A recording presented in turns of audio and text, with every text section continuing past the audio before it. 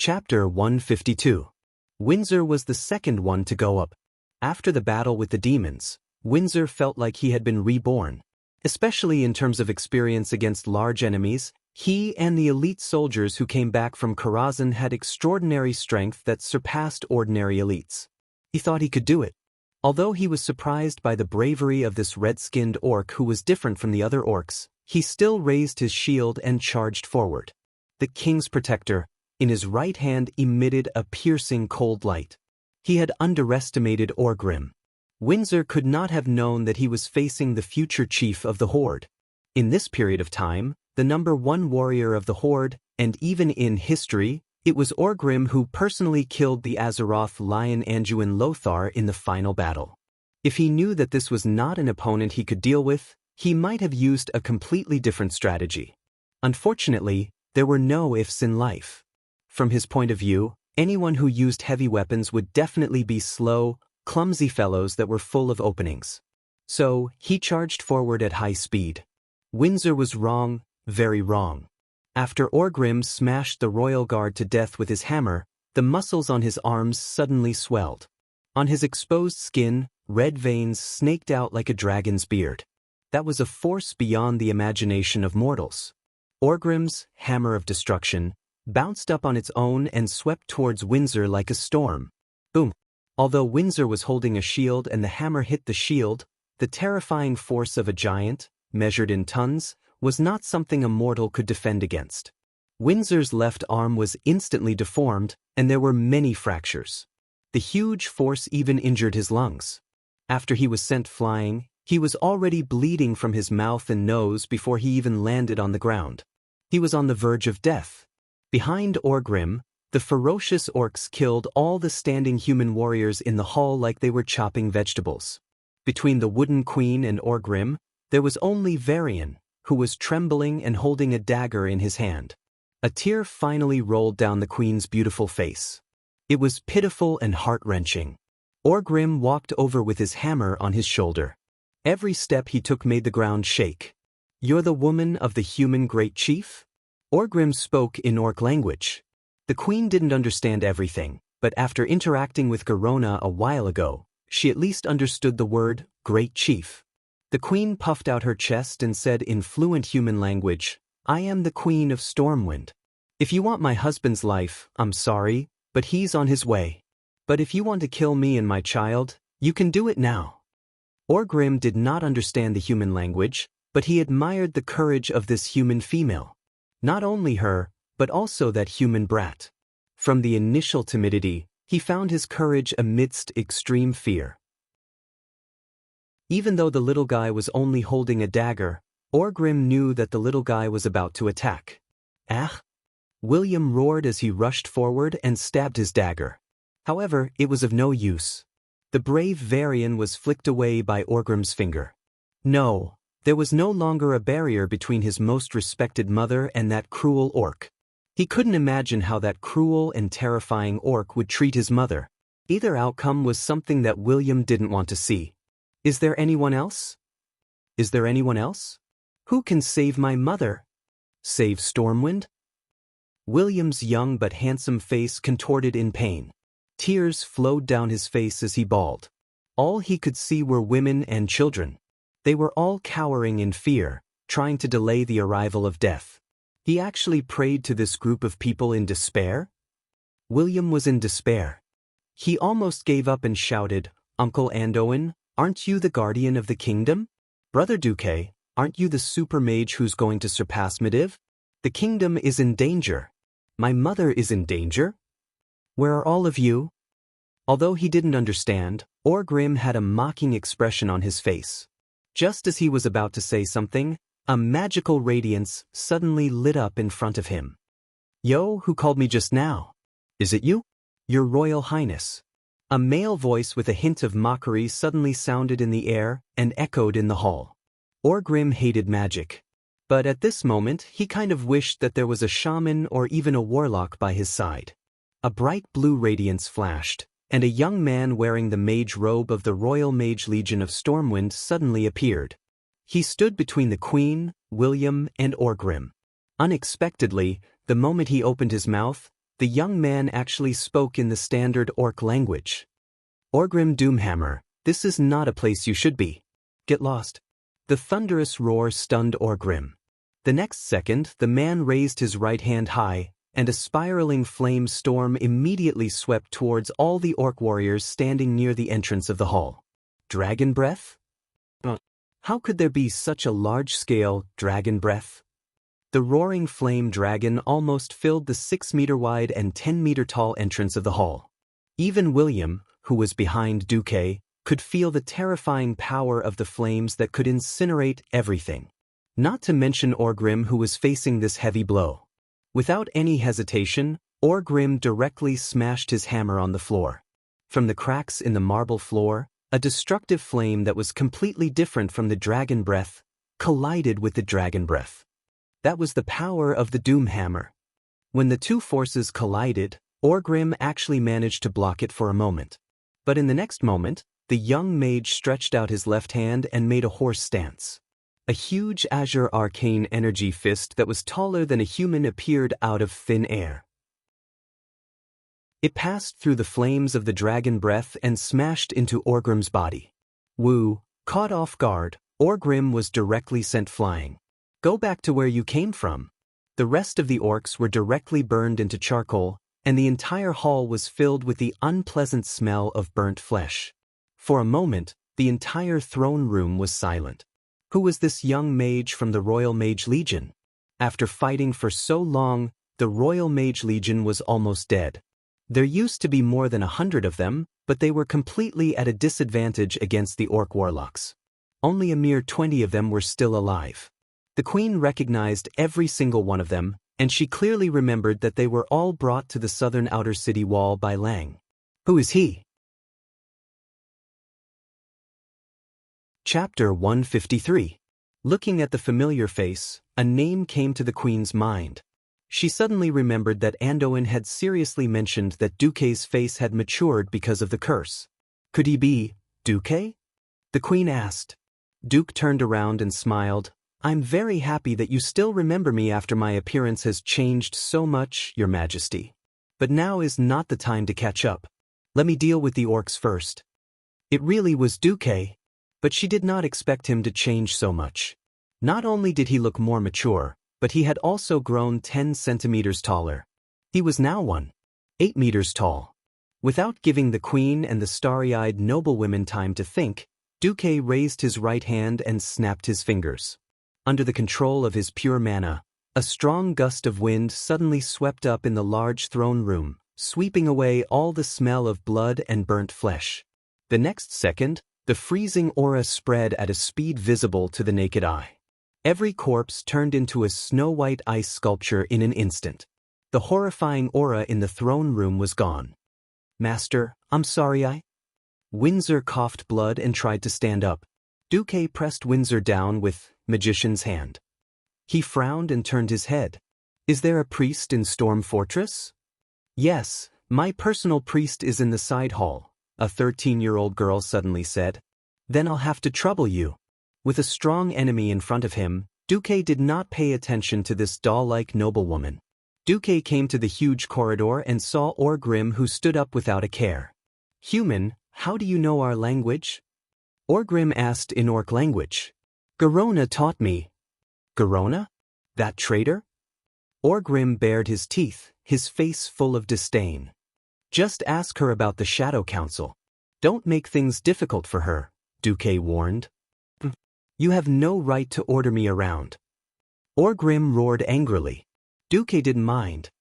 Orcs are all blockheads that don't learn their lesson if they don't get beaten. Fight, come on. The second round. Duque crooked his finger at Orgrim. Ha! Orgrim suddenly sped up. Orgrim firmly believed that he was caught off guard earlier.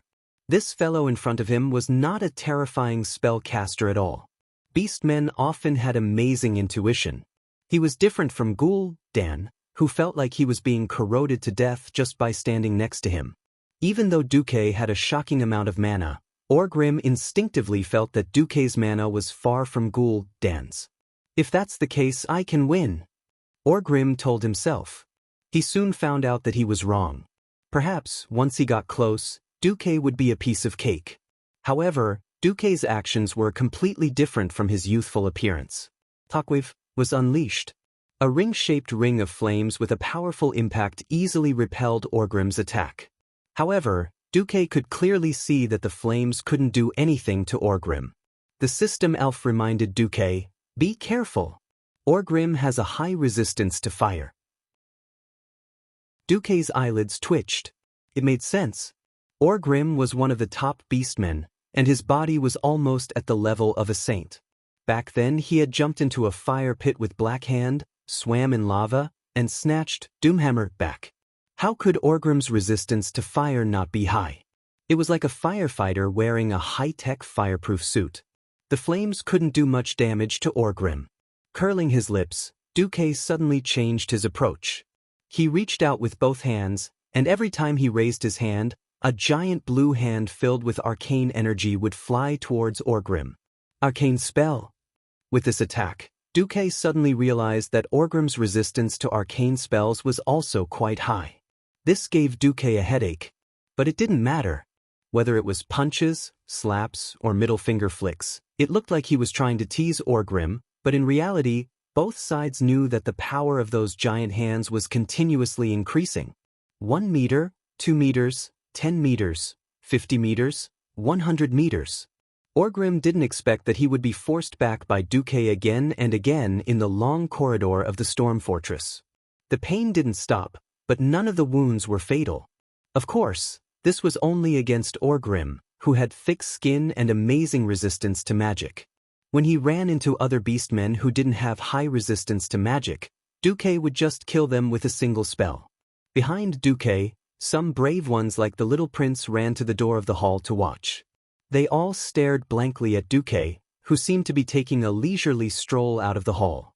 With every few steps, he cast a spell and killed those hateful beastmen who invaded the fortress with the same clean and efficient method. Unknowingly, they were mesmerized by the stalwart figure of Duque's back. Which teenager didn't worship heroes? Which girl didn't admire heroes? Once upon a time, the object of their admiration was Anduin Lothar. Now, this name had silently changed to Duke Marcus. The Queen quietly walked behind Prince William and placed her hands on his shoulders. Remember, William, only those who bravely stand up in times of danger are true heroes. Whether it's Duque or those warriors who fell to protect us, they are all heroes. Yes. William nodded his head heavily. Orgrim was extremely aggrieved. He roared and roared continuously, using battle techniques one after another in an attempt to get close to Duque. However, he couldn't do it at all. The long corridor made it difficult for him to attack in a single direction. He had no chance to avoid Duque's large-scale attacks at all. It was like a cat trying to catch a mouse, but the cat was being played by the mouse like a bug. As long as the terrain changed, Orgrim was confident that he could go around it and give the human who spoke the beastman language a blow. Even when Orgrim was beaten out of the storm fortress, he still didn't have such an opportunity. Duke furrowed his brows. His arcane impact had already stacked up to 8 times, but the damage done to Orgrim hadn't increased at all. Both the system notification and the feedback he received from his own magic proved this point. Orgrim had a very abnormal physique. He seemed to be able to adjust his body to create resistance to certain elements or spells. To be honest, it wasn't that Duque didn't have a chance to kill Orgrim. However, it was obvious that Duque would need a long time to exhaust Orgrim to death. To Duque, there was no beastman he couldn't kill.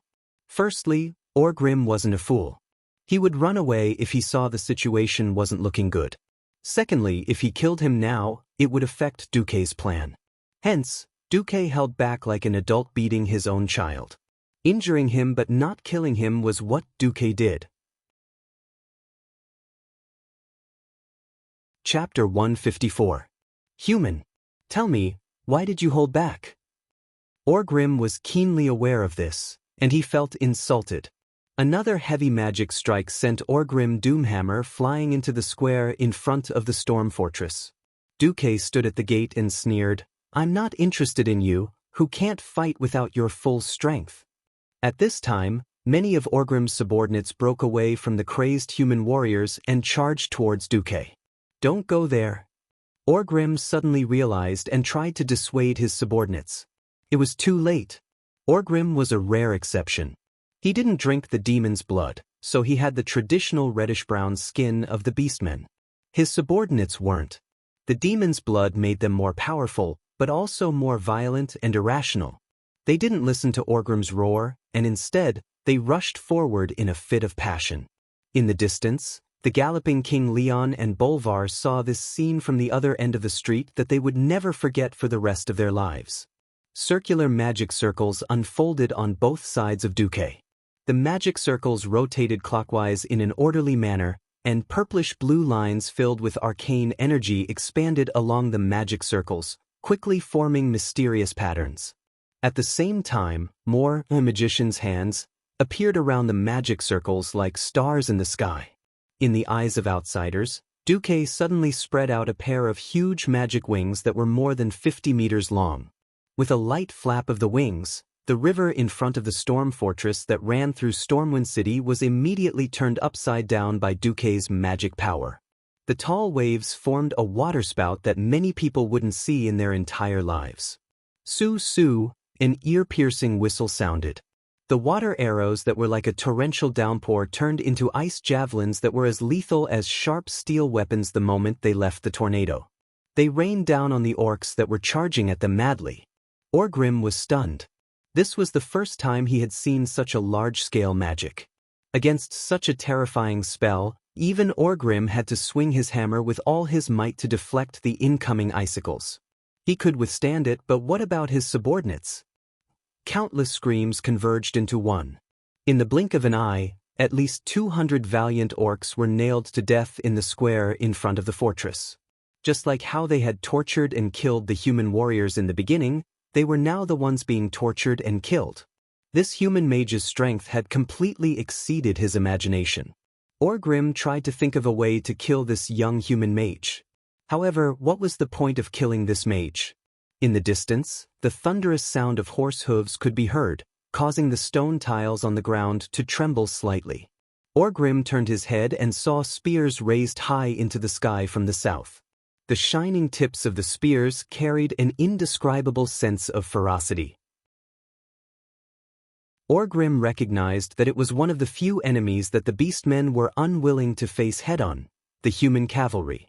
Under the huge momentum, the spear's penetrative power was something that even the strongest orcs were unwilling to face head-on.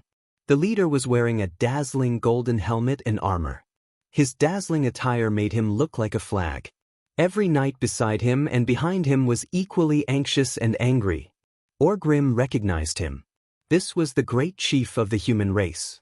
He knew that this battle was over. Orgrim was not too depressed. He made a chewing motion with his jaw.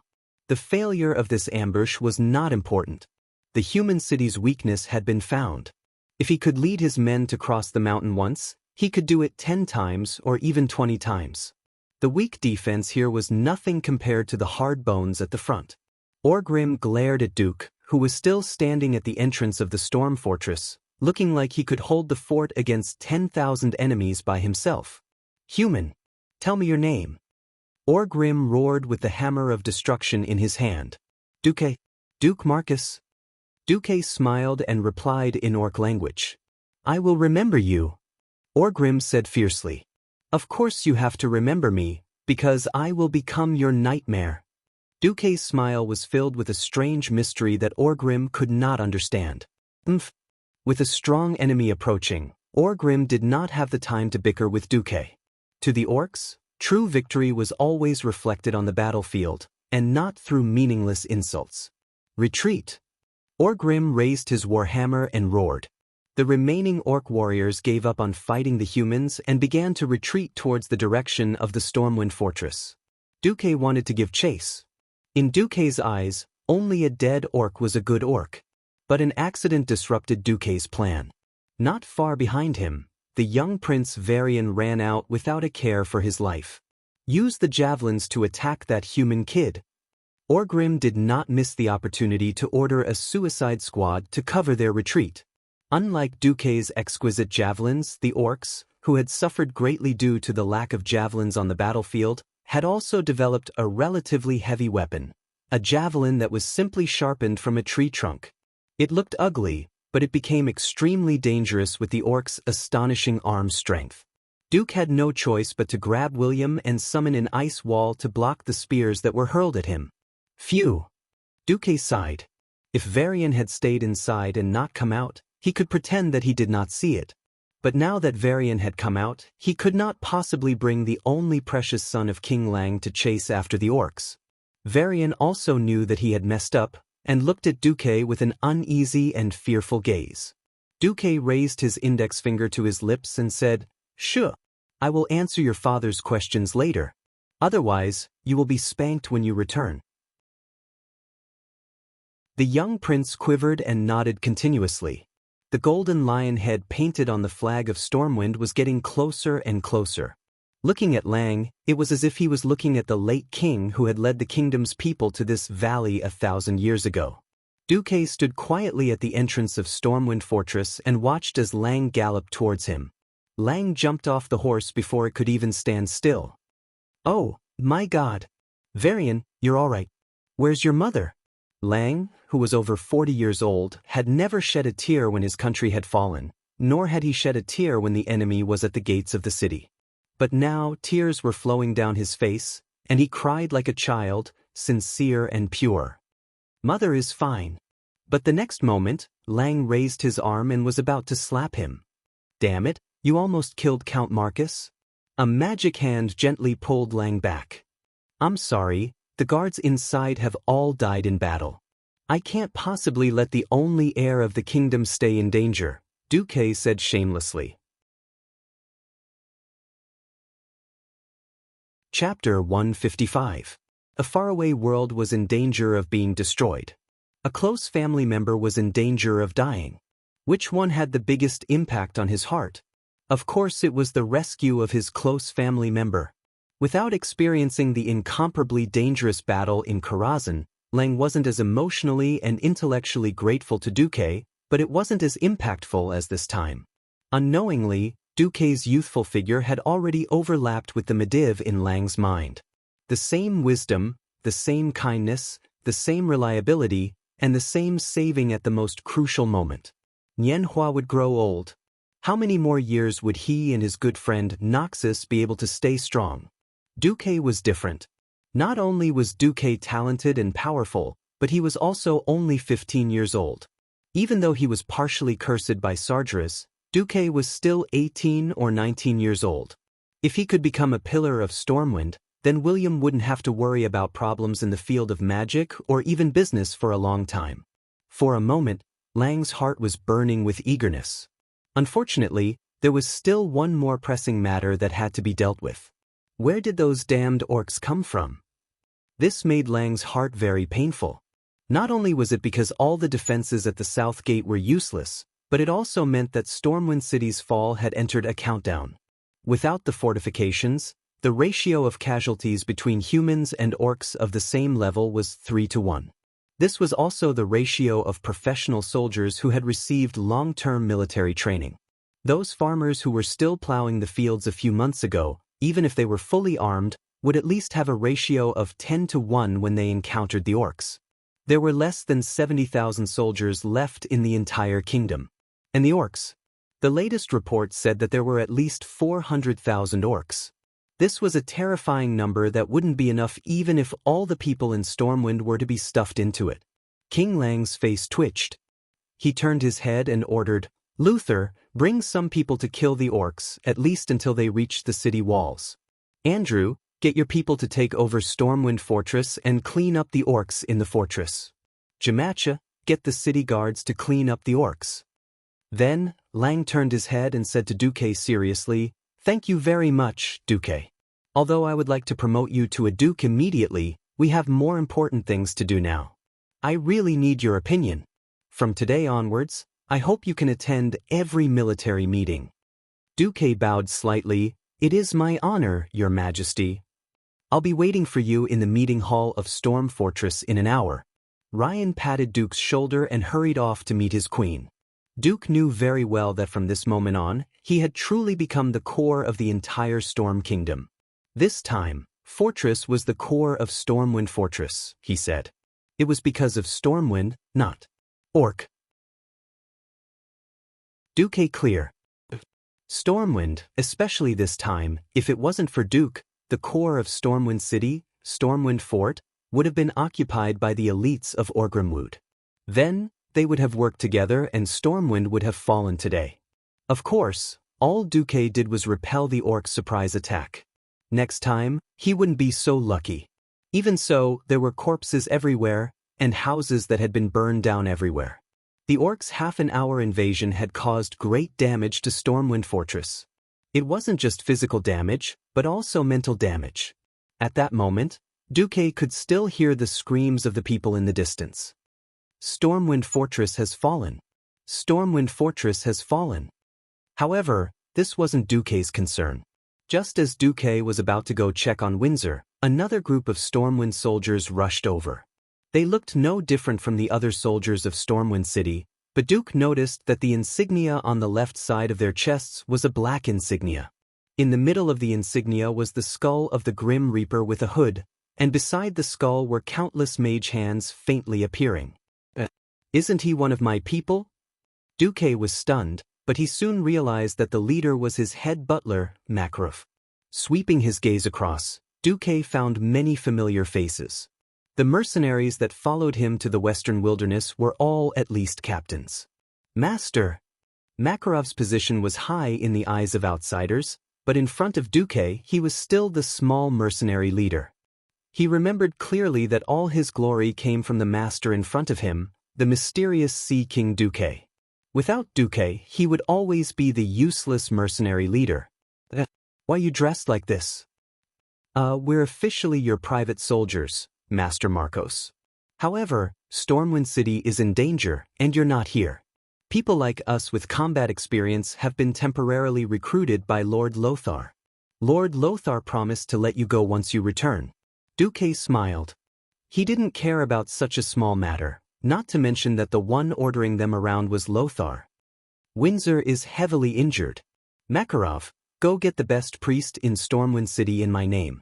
The rest of you, follow young Makarov to clean up the remaining orcs. Half an hour later, Makarov's life was saved after being personally healed by the Archbishop of Stormwind City. The priest's healing spells were very effective against physical injuries, and even internal injuries could be healed. Of course, the essence of healing spells was to use divine power to stimulate the human body's potential. Healing came at the cost of the human body's potential. Simply put, it was a reduction in lifespan. Without the present, there would be no future. Everybody knows about this. In front of the sickbed, the pale Windsor looked at Duque with an apologetic expression. I'm sorry, Master. Am I useless? I couldn't even block a single blow from that guy. Duque laughed. Windsor was still young. He was loyal and not lacking in courage, but he was far from the hero of the future who had an iron will and was unafraid of death. If you knew that the red-skinned orc with the square mace was called Orgrim Doomhammer, and that he was the strongest warrior of the tribe, would you feel better? Really? Windsor was a little surprised, but his eyes immediately dimmed.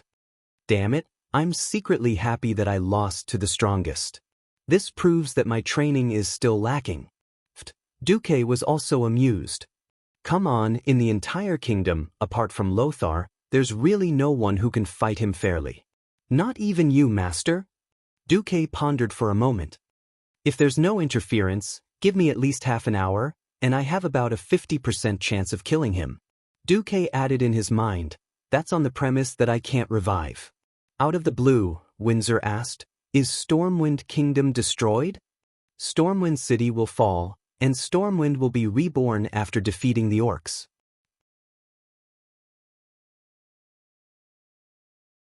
Chapter 156. Panic was still spreading endlessly. The capital of the country was invaded, and even the Storm Fortress, which was integrated with the palace and the fortress, was lost for a time. Even if the invaders were quickly annihilated by the Sea King Duke who arrived in time, it still couldn't stop the fear in the hearts of the people from growing. We don't want to die. We want to live. Please, let me and my child board the ship. His Majesty Lang can no longer defend Stormwind City. Does he want us to die with this useless king? Pessimism spread like a plague, and it could not be suppressed. A large number of people dragged their families to the port, begging for a ticket to a safe world. The people who had lost their minds did not listen to the explanation of the port officials, and tried everything to rush onto the ship. There were even people who wanted to rush onto the ship when they saw the ship docked, even before the military supplies were unloaded. The scene was extremely chaotic. Facing their own people, the guards of Stormwind City who were in charge of maintaining order did not dare to use their swords. With a moment of carelessness, a large number of people rushed onto the port after some conspirators shouted, "The city has been breached." If it were not for the following scene, there might have been a tragic stampede of casualties. A strong gust of wind suddenly blew, bringing with it a bone-chilling cold air from the pier. Everyone could clearly feel the terrifying power contained in this cold wind. A small part of the sea suddenly froze, and a huge iceberg rose from the ground, getting taller and taller. A young man wearing the robes of the Stormwind City Royal Wizard Squad stood on it. Wizard? It's actually a wizard? Oh my god! He's Sea King Duque. The name Th seemed to have some mysterious magic power that surpassed the power of magic. As soon as the name came out, the people who were in a frenzy suddenly calmed down. Whether it was out of a natural fear of the wizards in the mysterious realm, out of admiration for the young wizard who had become a giant in the kingdom, or out of respect for the hero who was the king of demons Sargeras, the people stopped what they were doing. Everyone stopped what they were doing and looked at the legendary young mage standing on the ice mountain with complicated and fearful gazes. Duque didn't explain anything first. He raised his hand, and a lot of hands of magic that emitted white fluorescence suddenly appeared. They flew into the crowd like lightning and dragged several guys out. What are you doing? Let me go. Let me go? Mages are killing indiscriminately. Is there still any law? These ruffians struggled violently, but in the face of the mysterious magic power, their struggles were meaningless. Duque's mocking sneer spread in all directions. Didn't you have a good time shouting, "The city is breached," just now? Why aren't you shouting? Just by observing with the naked eye, it was impossible to find these fellows who harbored ill intentions. However, with the help of the system elf, he was able to find it easily. Of course, this would be attributed to the mysteriousness of mages by the people. Everyone's minds suddenly shook, and they immediately realized that it was these fellows who had seized the opportunity to cause trouble. Bastard! You actually lied to us? Liar! The crowding just now almost trampled my son to death. The people were naive, and seeing that there was nothing serious happening, a group of bastards came to fan the flames. They were all furious, and their attention was successfully diverted by Duque. In the next instant, Duque's hands of magic grabbed the necks of these fellows who had been caught in the air. Duque raised his hand, and a gold-edged scroll appeared in his hand. Now, I will read the urgent imperial order of His Majesty Lang Rin. In view of the fact that the beastmen have found a flaw in Stormwind's defense, I have decided to evacuate the people by sea to South Shore in the north in the next month in an orderly manner. Anyone who disturbs the order, behead. Earl Duke Marcus has the final right to interpret the order of all maritime transport. In fact, the imperial order was real, and the kind-hearted Lang didn't use such harsh words. In a time of great chaos, Duque just used a heavy punishment. Gently putting away Lang imperial order, Duque turned his cold gaze to the few troublemakers. According to His Majesty Rin's imperial order, you are now sentenced to death. With a snap of Duque's fingers, a dozen hands of magic directly dismembered these weak fellows in midair. In the next instant, all the corpses didn't even fall to the ground. They were directly frozen into a huge ice sculpture, thundering into the sea closest to the dock. As long as one walked on the dock, one could clearly see the tragic deaths of these gangsters through the transparent ice surface. Immediately, Duque waved his hand, and the radiance of arcane magic divided the crowd into a dozen or so huge horizontal lines. Now, Everyone, line up with the 7 arcane radiances on your body: red, orange, yellow, green, cyan, blue, and purple, and go to the designated dock official to receive the evacuation tickets. Anyone who disturbs the order of the dock, you'll end up like these gangsters. Don't even think of deceiving my mage's eyes. With my eye of heaven, anyone who sneaks onto the ship will be thrown into the middle of the sea to feed the sharks. With that, hundreds of strange mage's eyes suddenly appeared in midair, blinking and blinking. Everyone felt like they were being seen through. Under Duque's deterrence, and under the supervision of the city guards who had regained their toughness, the people unknowingly returned to order. On the balcony of Storm Fortress, Lang and the Queen looked towards Storm Harbor, listening to the noise coming from afar. In their noses, the smell of blood from Storm Fortress, which had just begun to be cleaned up, was still extremely strong. The elite orc soldiers under Orgrim's command had not only killed a large number of Imperial guards, but also many reliable servants and maids. This made the cleaning of the corpses and the fortress very slow. Lang's furrowed brows were almost dripping water. "My dear, I'm afraid I'm going to lose this kingdom."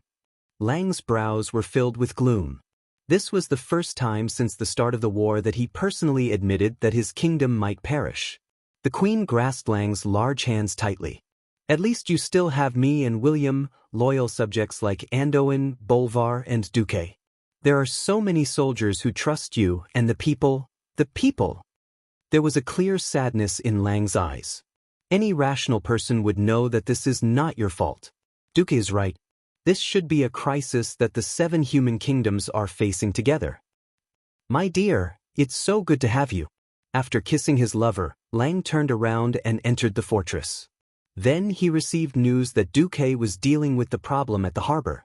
Regarding the following report, Lang only said one sentence. "Got it."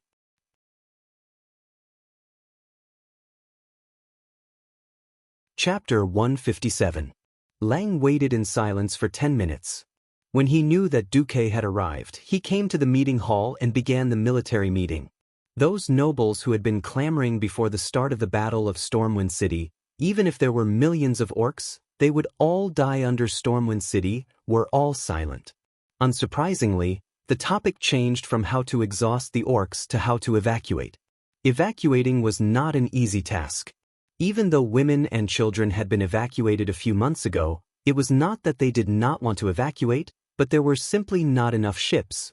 No one blamed Duque. Without Duque, the situation might have been even worse. The simplest example was the new Stormwind port, which had a stone pier that extended all the way to the sea.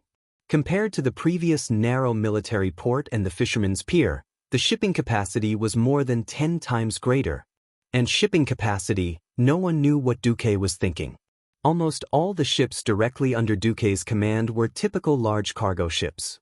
They did not even need to be modified, and could be used directly to carry people and goods. The spacious cabin and good ventilation made it like a can of sardines stuffed full of people, but there was still no major problem. Unfortunately, considering the distance, no matter how much the ships were overloaded, they could only transport about 5,000 people a day on average. At this moment, there were still more than 300,000 soldiers and civilians trapped in Stormwind City. It was no exaggeration to say that almost all the ships in the human world were here. Even if Stormwind Port and the shipyards of Kurtiras worked overtime to build ships, there would not be much increase in shipping capacity in a short period of time. The shortage of shipping capacity was the biggest problem in front of Lang. In history, Stormwind was also hit hard because of this reason. After Lothar's raid on Karazhan, because the orcs were advancing faster than in this world, all the roads were blocked. Lothar did not return to Stormwind City. When he rushed back, Lang had already been killed by Garona in a secret underground meeting hall under the witness of the little prince, Varian. Without a leader, and with the rubbish in the port, there were not enough ships. As a result, when Stormwind City was attacked by the Horde, more than 80% of the citizens who could not escape in time were slaughtered. Lothar brought less than 20% of the citizens of Stormwind and the orphans and widows left behind by Lang to South Shore. With no soldiers, no manpower, no weapons, and no supplies, Lothar was almost at the end of his rope. That was how Lothar, as a direct descendant of Thoradin the Great, announced that he would give up the throne of Thoradin the Great in exchange for the formation of an alliance to fight against the invasion of the Horde. In this world, with the existence of Duque, the course of history had been greatly changed.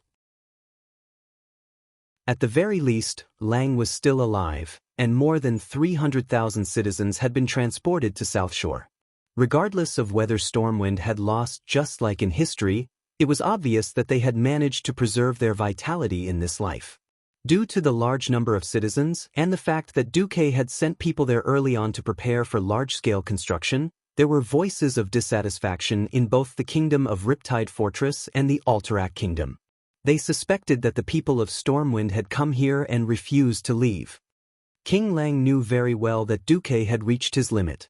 However, evacuation was not something that could be done at will, nor was it a simple mathematical problem. 300,000 divided by 5,000, which was exactly 60 days to evacuate. Wishful thinking. Hundreds of thousands of orcs were eyeing the city covetously. Once the city was breached, all the remaining people would be instantly surrounded like dumplings, and no one would be able to escape. Only those who had evacuated in the first few days would be truly safe. The later it was, the more dangerous it would be. Now, including all the militia and city guards, there were at most 90,000 people. It sounded like a lot, but once the battle started, it would only take half a day to kill all of them. Stormwind City can no longer be defended. For the continuation and future of the kingdom, we unanimously suggest that the Honorable Queen and Prince William should evacuate first. Several dukes stood up together and were the first to advise. Upon hearing this, Noxus snorted coldly. Why should the Queen and the Prince evacuate first? Isn't it just because the mother and son don't evacuate, and you cowardly fellows don't dare to violate the taboo and evacuate first? If the upper beam is not straight, the lower beam will be crooked. If the upper beam is upright, the lower beam will be crooked. Even if the upper beam is crooked, the lower beam will be crooked. With the Queen and the Prince here, the nobles didn't even dare to ask about evacuating their children. Now that Storm Fortress had almost fallen, it was the best excuse for them to do so. Lang glanced at these nobles, but none of them dared to really meet Lang's burning gaze. After pausing for a moment, Lang still said, "Yes, all noble women, first-in-line heirs of the family, those who don't hold military positions, or those who are underage can evacuate together with the Queen and the Prince. Don't worry, in a situation where a bloody battle to the end is meaningless, I won't ask you to defend to the end with me." Lang's reply made the nobles really happy and angry at the same time. They were happy that Lang finally relented, giving their children an excuse to escape. They were angry that Lang still didn't allow any desertion. Stormwind had been a country for 1,000 years, relying on military merits to protect their titles and military merits to advance. That was why the nobles, in order to let their children stand out, racked their brains to think of ways to get a job in the army. There was even the matter of the Brando kid who had a conflict with Duque taking credit. Now, Clayan had blocked off their escape route with a single bite. Except for a few who had a grand reason to flee, the rest would have to live and die with the king. Those who had arranged for their children to escape in advance were naturally secretly delighted. Those who weren't so smart now looked like they had just eaten arsenic as a snack. Ignoring these guys, Lang focused on another important issue. "Noxus, if I give you the entire city's combat power, how many days can you defend Stormwind?" Noxus thought for a moment. With that 16-foot 5-meter high wall? If the orcs use that as a breakthrough point? 10 days, no more. And we need at least 30,000 people to cover their retreat. This army will definitely be wiped out. As soon as he finished speaking, there was a commotion among the nobles. Almost everyone had their own thoughts. Lang turned his head to Edwin Van Cleef, who was sitting next to Duque, looking a little uneasy. "Van Cleef, if I ask your men to urgently build 50 archery towers and catapults over 20 feet high at the east wall, can you do it? If you can, how many days will it take?" It was the first time he had attended such an important military meeting, and Van Cleef was extremely nervous. His back was completely soaked in cold sweat. At this moment, He heard Duque's voice. Don't be nervous, answer truthfully. The wise king will not vent his anger on you.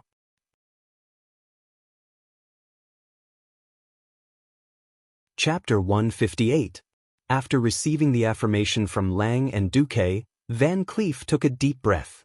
To be honest, Sir Duque doesn't have much cement left. One of the important materials for cement comes from the Ungoro crater. We used Sir Duque's funds to collect it, but we only bought about 100 tons from the Stranglethorn Valley's Goblin Venture Capital Company. That's all they have in stock. The remaining materials are only enough to make 30 catapults or 80 arrow towers, and it will take at least 10 days. Nobles were not very knowledgeable, cultured, cultivated, and noble people. Apart from the strict etiquette training and the ability to read and write, the nobles in this era were no different from most ordinary people. Their geographical knowledge was limited to the nobles in the southern part of the continent. They did not realize that the Ungoro crater was on the other side of the sea, far away on another continent. Trash. If it's 10 days, the soldiers of Stormwind City would have been killed. On the opposite side, a duke slammed the table and rose to his feet, his angry voice almost frightening Van Cleef. Van Cleef was not the Van Cleef who was forced into a dead end in the future. At this moment, he was just a follower of Duque who was born as a stonemason. He did not even have the chance to determine how much trust and support Duque had in him. It was like a duck being driven onto a perch. The Duke did not expect that Duque would go against him for the sake of Van Cleef, a lowly dog. He slammed the table and Duque slammed it even louder. Bang! Almost all the guards of the Wang family thought that the enemy was attacking. Every guard put their hands on the hilt of their swords. When they saw that it was Duque slamming the table, they secretly let go of their hands again. You're the trash. You don't even know that the Ungoro crater is on the other side of the sea, and you're talking nonsense to my people. If there really was so much cement, I would have raised the entire wall of Stormwind City to 200 feet high. Orcs can't even fly in, let alone climb. Duque was telling the truth. In this world without modern industry, it was too difficult to make proper cement. The only thing they could do was to use volcanic ash as the main raw material for cement. That was why he had his eyes on the Ungoro crater and asked Van Cleef to collect materials through various channels.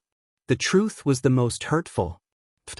Obviously, Duque was scolding people, but many people were amused by Duque's counterargument. This kind of direct scolding of the other party's ignorance, and it even hit the mark. The resulting laughter made the Duke feel even more embarrassed. Another Duke stood up and said, "Very well, I would like to ask Sir Lothar, how long can you defend with these towers?" Lothar raised a finger. The limit is 1 month and it's still the same thing. The troops in charge of the rear won't survive. Alright, let's go back to the original question. No, not back to square one. Duque interrupted the Duke. It's just 10 days. I'll fight for it. Duque patted Van Cleef on the shoulder. You can rest assured and let your men do their job. For some reason, Van Cleef felt like crying. In his impression, the nobles were all in cahoots with each other. There is nothing that cannot be solved by the exchange of interests. This was a famous saying among the nobles. For a moment, Van Cleef thought that the noble Earl Duque would not stand up for a lowly person like him. He was a duke. Duque did not feel anything, but Van Cleef did not. Van Cleef, whose ancestors had been in Stormwind City for generations, had a natural fear of high-ranking nobles, who knew that not only did Duque speak up, but he also made the other party half dead. Suddenly, Van Cleef had the urge to die for Duque. Now, not only did Duque take all the blame, but he also protected him. Tears welled up in Van Cleef's eyes. Not many people cared about Van Cleef's emotions.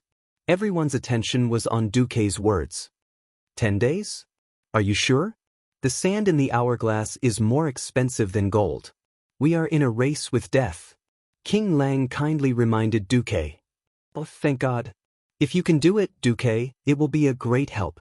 Lothar, who had worked with Duque more often, was almost blindly optimistic. He did not know how Duque did it, but based on his understanding of Duque, he was sure that Duque would not make empty promises. Lang looked at the restless nobles and frowned. What are you going to do? The second duke was obviously a little against Duque. In front of His Majesty's minister, no matter if it's for comfort or other reasons, lies are meaningless. Right now, we are discussing the lives and deaths of nearly half of Stormwind. We cannot allow a brat like you to speak big words. He was the king, and if necessary, he could force Duque's proposal through. But before that, it would be best if he could convince everyone. Duque stretched his body and leaned comfortably on the bench. He crossed his fingers and placed them on his abdomen. It seems that your people think differently from you. Last night, your butler found my subordinate, Makarov, and said that he wanted 2 more ships to transport your treasures. If you don't believe me, why did you find my subordinate? Everyone knew that Duque was putting 2 and 2 together.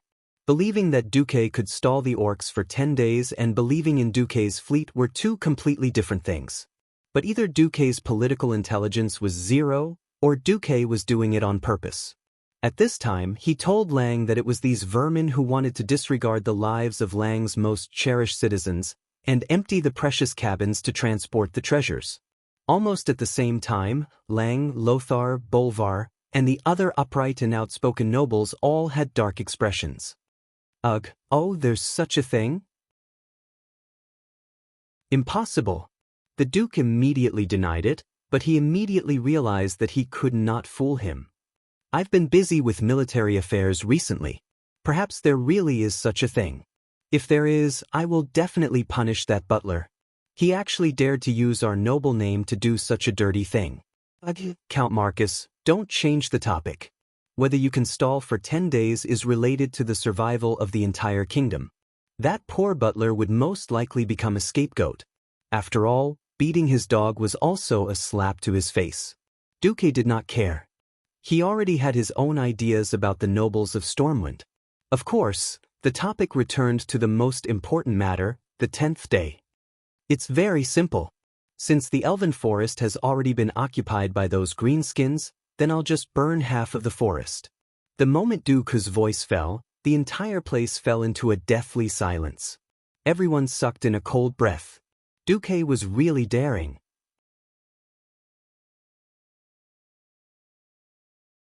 Chapter 159.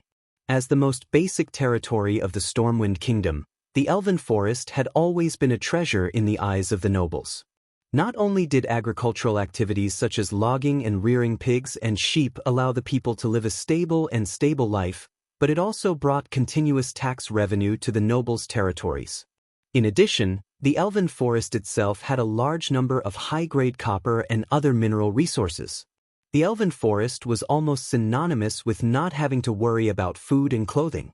If it wasn't for the thousands of years that every inch of the forest had been transferred by successive kings, no fool would spend so much effort to develop the barren Red Ridge Mountains in the east, the dark Twilight Forest in the south, or the monster-infested western wilderness.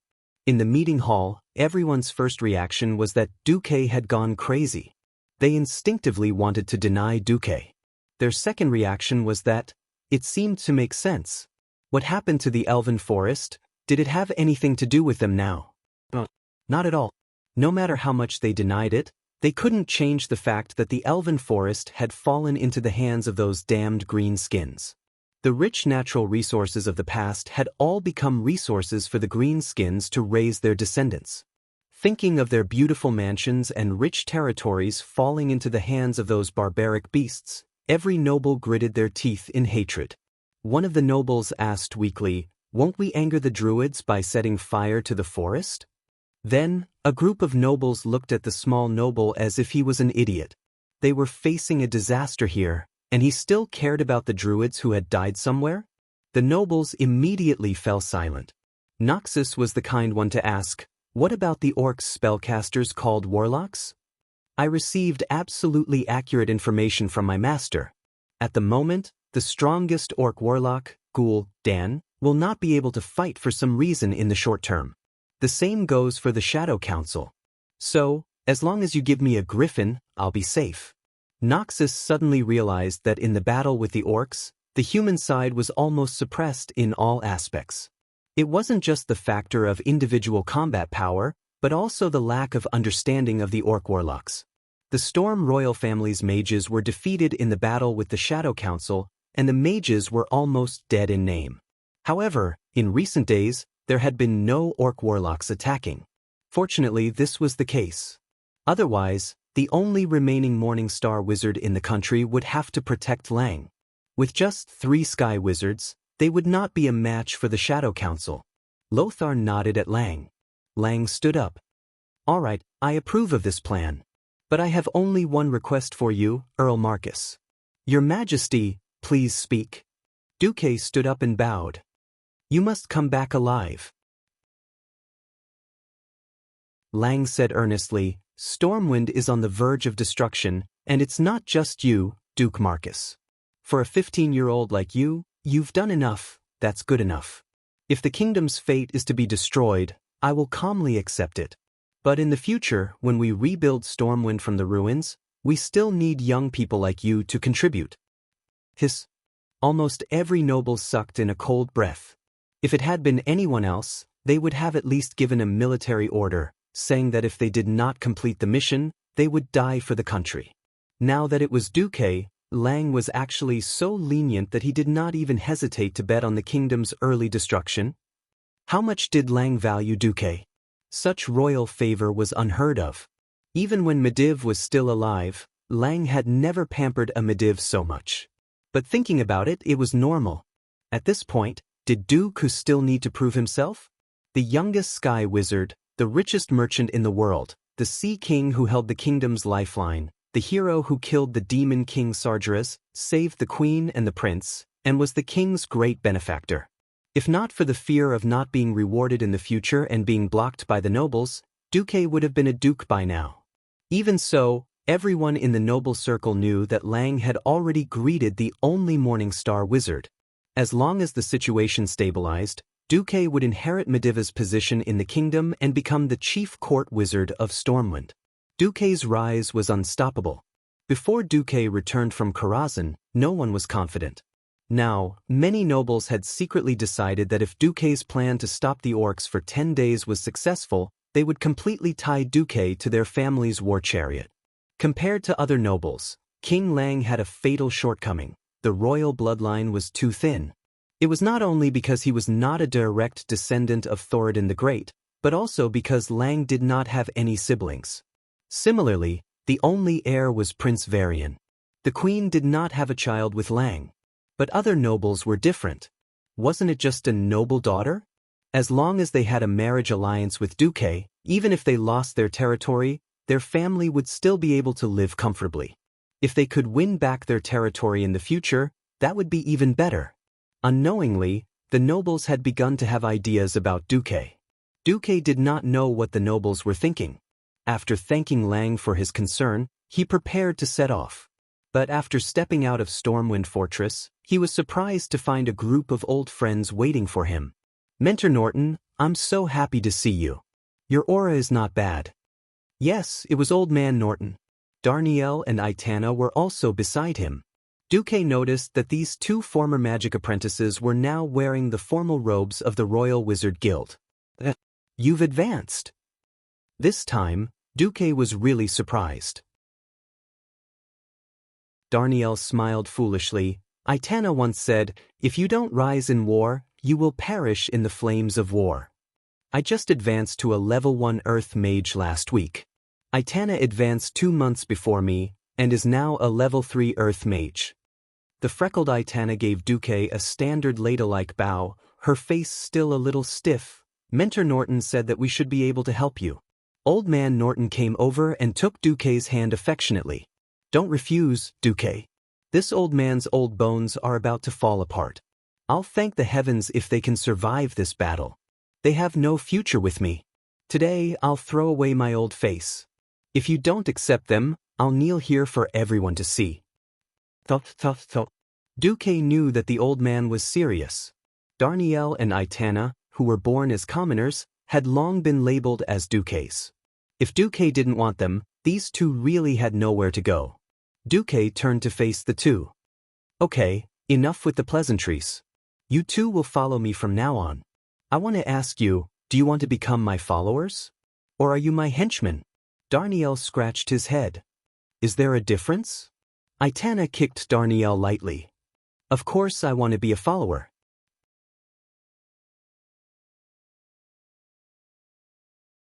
Chapter 160.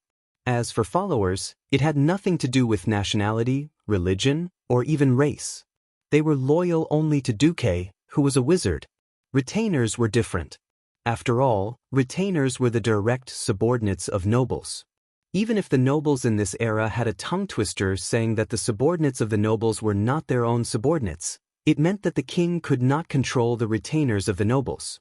But with the king's righteousness, if the retainers betrayed the nobles, they could still claim to be loyal to the king.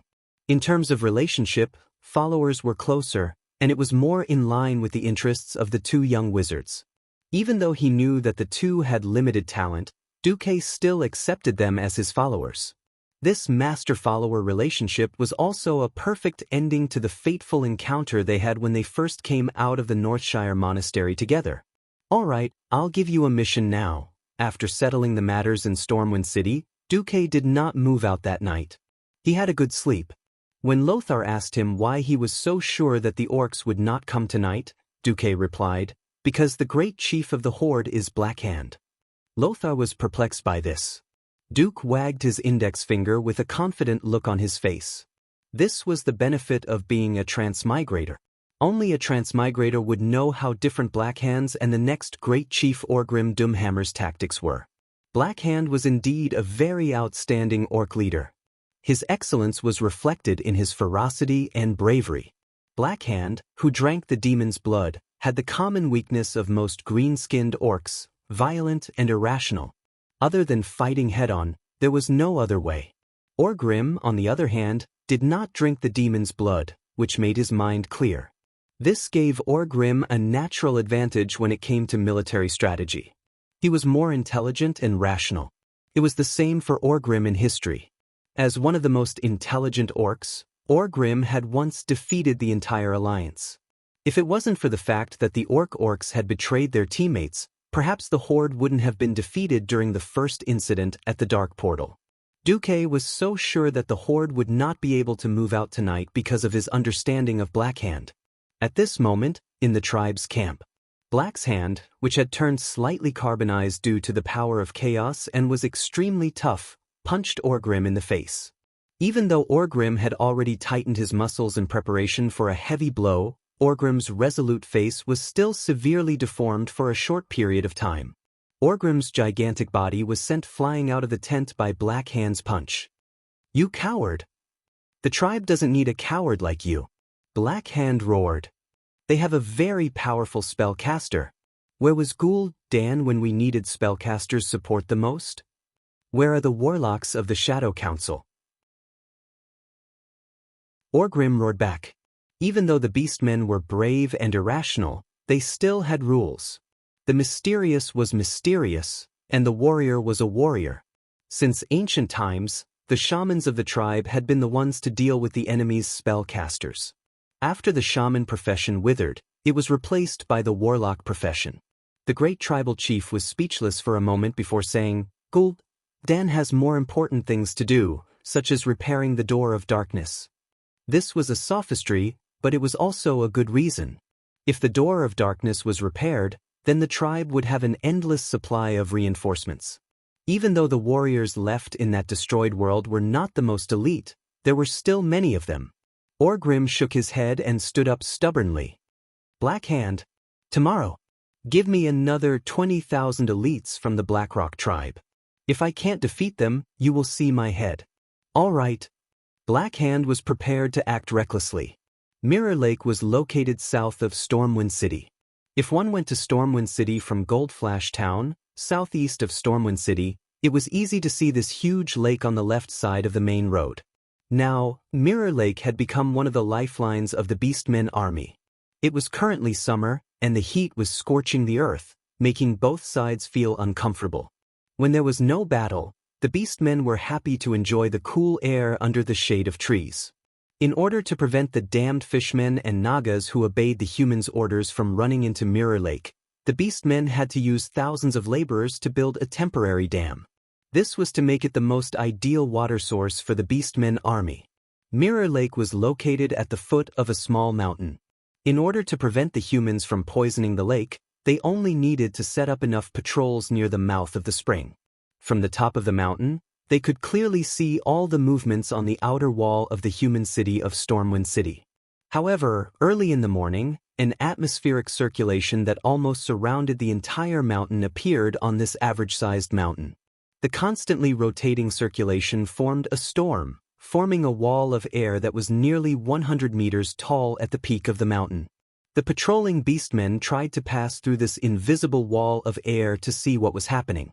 However, all the beastmen who tried to do so were instantly torn apart by the violent wind. In the next moment, in response to the first rays of dawn, balls of flames, along with the radiance of the sun, began to spread grandly from the top of the mountain to the vast land. At first, every beastman thought it was an illusion. But soon, when the blazing flames landed on the rough and messy roofs of the tribe's barracks, the fire easily spread. Fire! Fire! The sleepy beastmen had just woken up from their dreams when they realized that the entire camp was in a sea of fire. The beastmen were not unprepared for the humans' fire attack. Many beastman officers instructed the stupid beastmen to use sand to extinguish the fire. They also ordered the beastmen to rush to Mirror Lake to fetch water to extinguish the fire. However, the flames in the sky became denser and denser. The ever-increasing fire made the beastmen's efforts to extinguish the fire useless. Most of them held their weapons blankly and ran to the open space, not knowing what to do. Look up the mountain. Finally, some beastmen realized that something was wrong. A majestic figure stood at the highest point of the mountain. Behind him, his cloak fluttered in the wind like a fluttering flag, attracting the attention of all the beastmen. The figure bathed in the morning light was incomparably dazzling. It was as if he was the radiant sun, as if he was the sun of light who dispelled all the darkness on the earth. Under the illumination of the morning light, the silver spell formation hanging in the air beside him had every fine line and every mysterious rune dyed with a layer of brilliant gold. Countless fireballs shot out from the spell formation, drawing red arcs in the sky that symbolized death and destruction, and fell to the ground in a shocking manner. The endless flames turned the entire land into a sea of fire in the short span of a dozen breaths. Orgrim rushed out of the tent and looked at the mysterious and terrifying figure. He squeezed out a few words through gritted teeth. "Duke Marcus."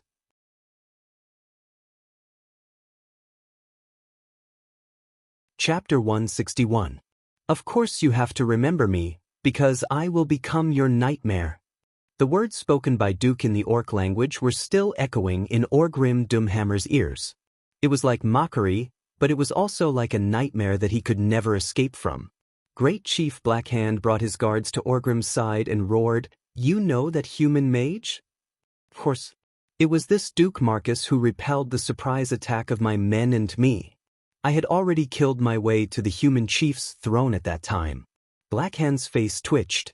Of course, he knew that the best way to deal with spellcasters was to find stronger ones. But he had no choice.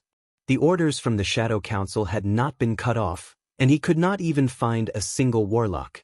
Grabbing Orgrim's shoulder with one hand, Blackhand pulled Orgrim's body over and roared. Spittle flew all over Orgrim's face as he gave a death order. "Now is the time for you to wash away your shame. My adjutant.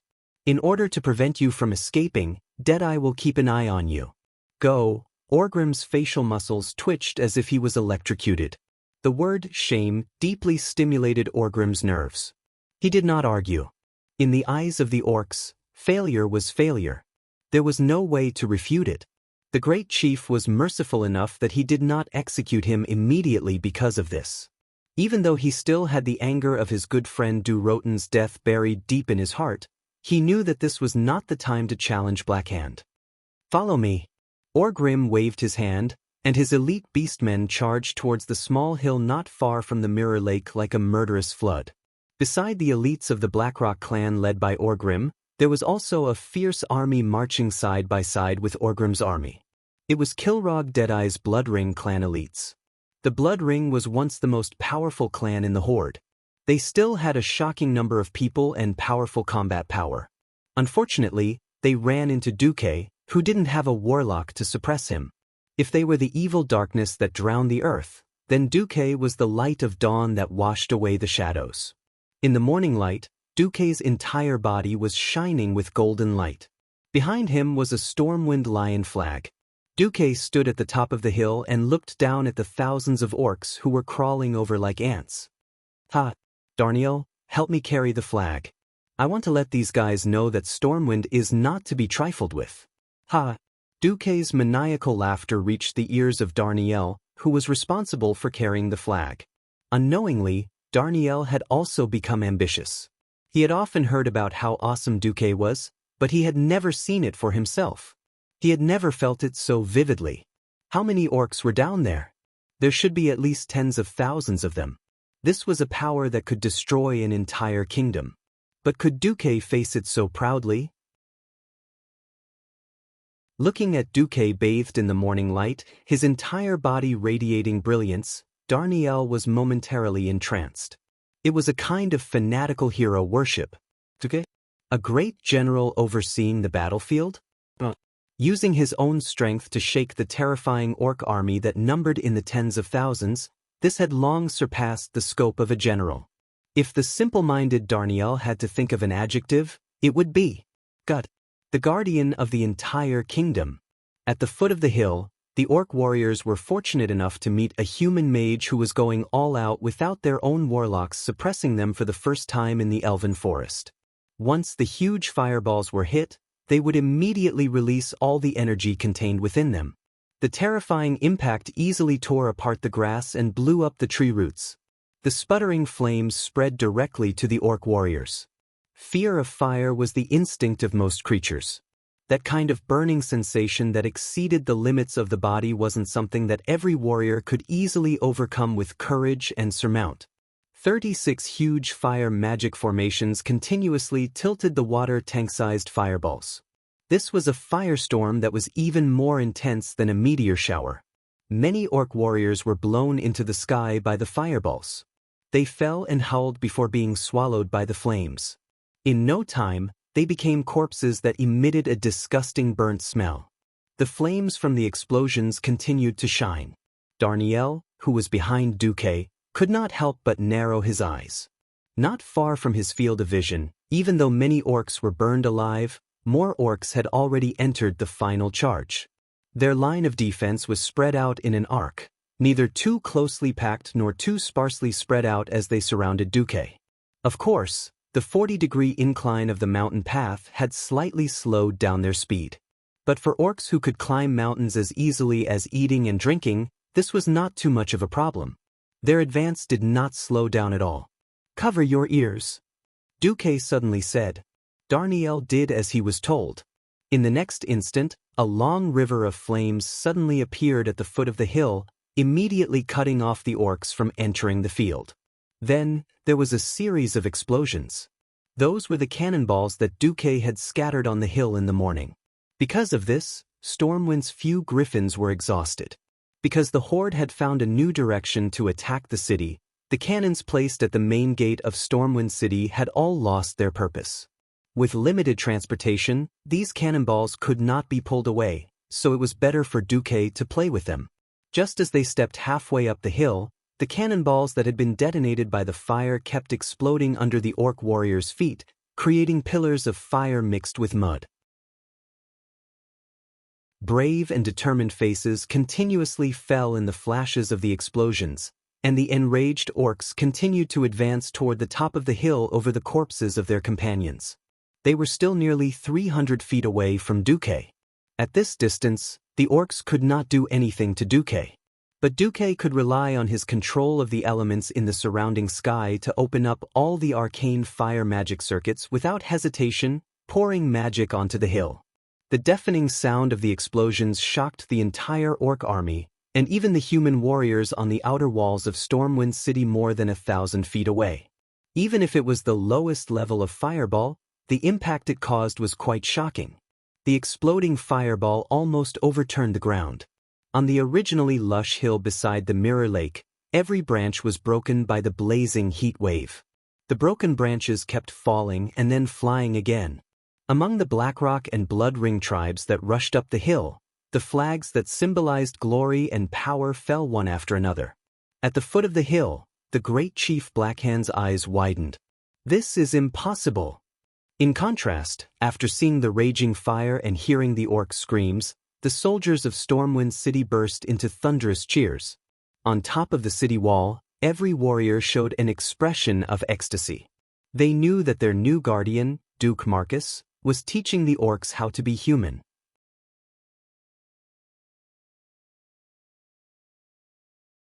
Chapter 162. A normal wizard's fireball spell would not be as exaggerated as Duke's. It flew for 200 to 300 meters and did not dissipate. This kind of control was something only the highest-ranked wizards could have, but it appeared in Duke, a mere sky wizard. With the help of the system Elf, Duke's control of elemental energy had reached a shocking level. He hit wherever he pointed, with the accuracy of a godly archer. He controlled tens of magic formations at the same time and was far above Morningstar wizards in multicasting. Even though the orcs were no longer charging blindly like targets, and even though they had started to learn to move irregularly to avoid the fireballs. But the continuous torrent of fireballs still did not miss their target.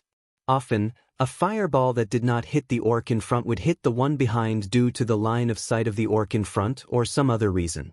Sometimes, it looked as if Duke had shot a fireball, and the orcs had foolishly offered their heads to the fireball at the cost of their lives. The orcs' line of attack had already spread to more than 200 meters wide, but still, not a single orc could get within 150 meters of Duke. At a distance that looked like a small not even a ballista would have a chance of hitting him, let alone long-range weapons like throwing axes. The water vapor around Duke evaporated due to the high temperature, causing Duke's figure to look strangely distorted from afar. Only the heavens knew if Duke had set up a wind shield or a similar defensive spell. But Darnielle was sure that Duke had at least the most basic protective arrow spell. Whether he had stacked 10 or tens of them, Darnielle could not tell. The concentration of elemental energy around Duke's body was so high that it was almost tangible. It could be said that Duke alone covered half of the battlefield. He had practically suppressed the orcs' attacks in all directions. This had completely surpassed skill, and was already in existence at the level of magical art. A magician is a source of firepower. Duke was a perfect example of this. Darnielle, who was behind Duke, was dumbfounded. A kind of involuntary worship and awe filled Darnielle's chest. Even though he knew that he would never reach the level of a sky mage, Darnielle could not suppress his yearning. So my master will definitely reach, no, even surpass the level of the previous guardian god, Mediv? Is he a super mage? Darnielle suddenly felt that it was worth it to die for Duke after witnessing this scene. It was supposed to be a one-sided massacre, but the whole situation was broken after a huge red figure appeared. In history, the next great chieftain of the horde, Orgrim Doomhammer. The muscles around Duke's eyes twitched. He already knew that Orgrim had an exaggerated resistance to the elements, especially the fire element. It was obvious that Orgrim was going all out.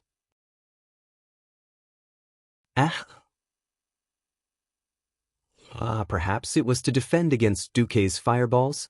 Orgrim rushed over the mountain stream that flowed to the Mirror Lake. Orgrim's condition was clearly abnormal. Even the phrase, large strides, was not enough to describe his berserk state. With a hammer of destruction that weighed at least 200 to 300 pounds, Orgrim ran as if he was flying. Every step he took covered more than 5 meters. In the eyes of humans, this was the distance of a triple jump. But for Orgrim, who was more than 2.5 meters tall, this was only the level of sprinting. What was even more frightening was the abnormality under his feet. Duke saw the steam billowing everywhere. Damn, are you an electric perm? Duke had long since given up on using fire spells to deal with Orgrim. With a wave of his hand, 36 magicians' hands appeared in the air 20 meters around Orgrim. There were 6 of them in a group, and they activated Arcane Impact. 2 seconds later, Duke was dumbfounded again. Ineffective. Ineffective. Completely ineffective. The surging arcane energy that was highly compressed crashed into Orgrim's body. Oh, it was less than 20 centimeters away from his body, and it was automatically dispelled by an even more powerful and mysterious force. This was a move that could send Orgrim flying again and again in the last battle, but now it was completely ineffective. Damn, are you sure you're not called Orgrim Xianxia? You can't use the same move twice? Orgrim, whose every step changed the color of the mountains and rivers, was already within 100 meters of Duque in a few breaths. Duque frowned and clasped his hands together. Instantly, the elements in the air changed again. Ha! With a light shout, the entire mountain spring froze under Duke's feet. The cruel cold air flowed along the flowing stream and froze the entire stream in an instant. Countless icicles abruptly extended along the river like a hedgehog. The high-speed icicles were sharp enough to pierce through any mortal's body. Arctic Wave. This was a self-created spell that Duque had modified from Darson's cold prison. Although it was not complete, Duque was confident that it could stop Orgrim. Duque succeeded. Although Orgrim's body was emitting heat, it was obvious that he was not used to the icicles that had physical properties. The high temperature continuously melted the icicles, but each icicle would pierce his body first, creating thumb-sized bloody holes. Ah! Faced with more and more icicles, Orgrim was surrounded. At this moment, another Beastman hero arrived, Kilrog Deadeye. As the chieftain of one of the 7 largest Beastman tribes, Kilrog's strength was definitely top-notch. If not for his old age, Duque was willing to bet that this old Beastman's combat power was at least at the level of Black Hand. In front of Duque, Kilrog displayed agility that was comparable to that of a night elf. Yes, agility. If Orgrim was said to be more like an angry lion, then Kilrog was now an agile cheetah. He actually stepped on the blunt side of the icicles that Duque's icicles had pierced out, as if he was flying towards Duque. Multicast, activate. This was not a spell that Duque had asked the system elf to cast, but Duque's own true multitasking. Its power was more than a level higher than the system elf spell. Blizzard and Wide Area Icicle. For the first time, Duque showed the world his shocking magic circuit. No matter how agile Kilrog was, he could not be immune to this kind of omnidirectional magic attack. For a moment, his figure also froze. Kilrog was so anxious that he croaked. The beastmen behind him still wanted to rush forward, but they were suppressed by the system elf's hand of magic and the magic formation.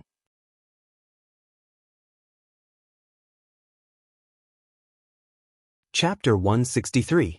Darnielle, who was standing behind Duque, was completely dumbfounded. Every spell Duque used required the full strength of a top-level sky mage, but Duque was using 3 spells at the same time, and all of them were instantaneous spells that ignored incantations. And judging from the status of the 2 orcs, they should be of high status. Boss, who are they? In private, Duque insisted that Darnielle and Itana call him boss. Oh, the chief of a top-level clan and the next chief of a tribe, replied Duque casually. Darnielle's face immediately turned green. Thanks to Garona's dissemination of tribal knowledge to the middle and upper echelons of Stormwind, most of the middle and high-ranking officers, as well as mages like Darnielle of the royal family, knew the general strength of the other side. It was generally accepted that the commanders of human armies could not defeat the chiefs of top-level clans, but could generally fight to a draw with the chiefs of second-rate clans. This was based on the many cases where the human armies were stripped of their numbers. It was simple, they were killed and their flags taken. In the many large-scale battles between Stormwind and the Horde, there were tragic cases where the commanders were killed and their flags taken. Only the publicly acknowledged god of war, Lothar, once killed the chief of a second-rate clan and saved some face. But this did not stop Lang from ordering the retreat of the army. A flag taken by the enemy was a disgrace, and a disgraced flag could not lead the soldiers to victory. This was an ironclad rule left behind by Thoradin the Great. So, when he saw Duque single-handedly suppress the 2 famous heroes of the tribe, Darnielle's mouth opened so wide that an egg could be stuffed inside. But good times did not last long, and Duque immediately exclaimed, "Holy shit! Darnielle did not know what this meant, but he knew that it was definitely not a good thing. Duque had indeed almost died, if not for the system elf constantly scanning the surroundings for him. Why did mages need a large number of followers? The powerful firepower of the mages formed a stark contrast with their weak vitality. If he didn't have a magic shield or an ice shield, even if the weakest militia stabbed him with their pitchforks, Pharaoh would still die. This forced mages to keep their distance when fighting against warriors. It was already very difficult for Duque to deal with two chieftain-level heroes. Those two superhuman fellows were simply unreasonable. But an even more unreasonable fellow was yet to come. The system elf had given him the highest level of warning. A huge red exclamation mark appeared on Duque's retina, pointing straight to the left side of the mountain. It was a series of footprints that were very, very far away. If it wasn't for the system elf's special marking, Duque wouldn't have realized that this was a series of footprints made by a single person, because each footprint was at least 10 meters apart. There was no one in his field of vision, but the system elf used a simple and direct method to outline a sturdy human figure with a red frame. And this figure was approaching Duque at high speed. "Ha!" Duque shouted, and with a wave of his left hand, an ice tornado filled with freezing air suddenly swept towards the seemingly empty space. A burly human figure was forced to appear in the air. An orc sword saint. This was an orc with a crimson flag on his back, a large brown-black strange bead around his neck, a white beard fluttering in the wind, and a long single-edged sword in his hand. Duque recognized who he was at a glance. Samuro. He was an orc born in the Orc Fireblade clan with unparalleled martial arts. In history, he had experienced the First and Second War at the Dark Portal. Samuro was an expert in stealth, and his stealth skills were displayed to the extreme in the Battle of the Elven Forest not long ago. 34 commanders of the Stormwind Kingdom had lost their lives in his hands, including 2 generals and 1 deputy commander. The Fireblade clan was a famous sword saint clan among the orcs, and this clan had given birth to countless sword saints. Unparalleled combat talent, agility, and destructive power were incomparable to ordinary warriors. Almost all orc warriors had an inexplicable admiration for the sword saints. The moment Samuro's figure appeared, the orc army that was still unyielding and trying to get close to Duque let out a thunderous cheer. This cheer seemed to make Kilrog Deadeye lose his composure. With a fierce roar, his body grew by a full 30 centimeters. If Orgrim was said to have transformed into a berserker, then Kilrog was said to have increased his speed and magic resistance. The effect of the freezing air from the blizzard had on him was reduced by 70% in an instant. Samuro's figure disappeared into the air again. Without a doubt, he must have activated the invisibility effect of Gale Step and pounced towards Duque. In an instant, the famous heroes of the 3 tribes charged over together. "Boss," Darnielle called out in a questioning tone. In the plan that had been set before, Duque was to run after setting the fire. But when to run was still Duque's call. Duque knew very well that in a one-on-one situation he would be at an absolute disadvantage against any one of the 3 horde heroes. Duque couldn't understand the physique of the orc hero that could increase his magic resistance no matter how hard he scratched his head. Was this the 20% mutation in the world that didn't match Duque's impression? Or was it the level suppression brought by the orc hero? This was a very serious question. It was related to whether Duque would take a detour when he saw the horde heroes in the future, or find a way to kill them directly.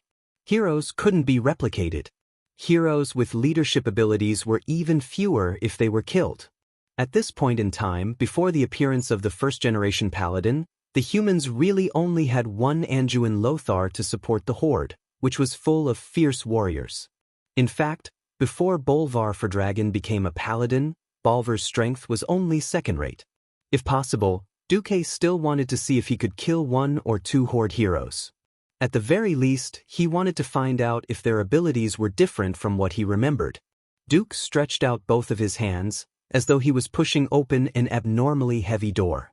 When he completely opened his hands, his entire body spread out, and an incomparably huge cover, with a blizzard constantly revolving around it, appeared impressively on the entire mountain top. When a mage's ice barrier was expanded 100 times with the support of unimaginable magic power, what would it look like? The answer was the ice barrier in front of him. An enemy that entered the barrier would be affected by a certain speed reduction effect and a certain chance of being frozen into ice.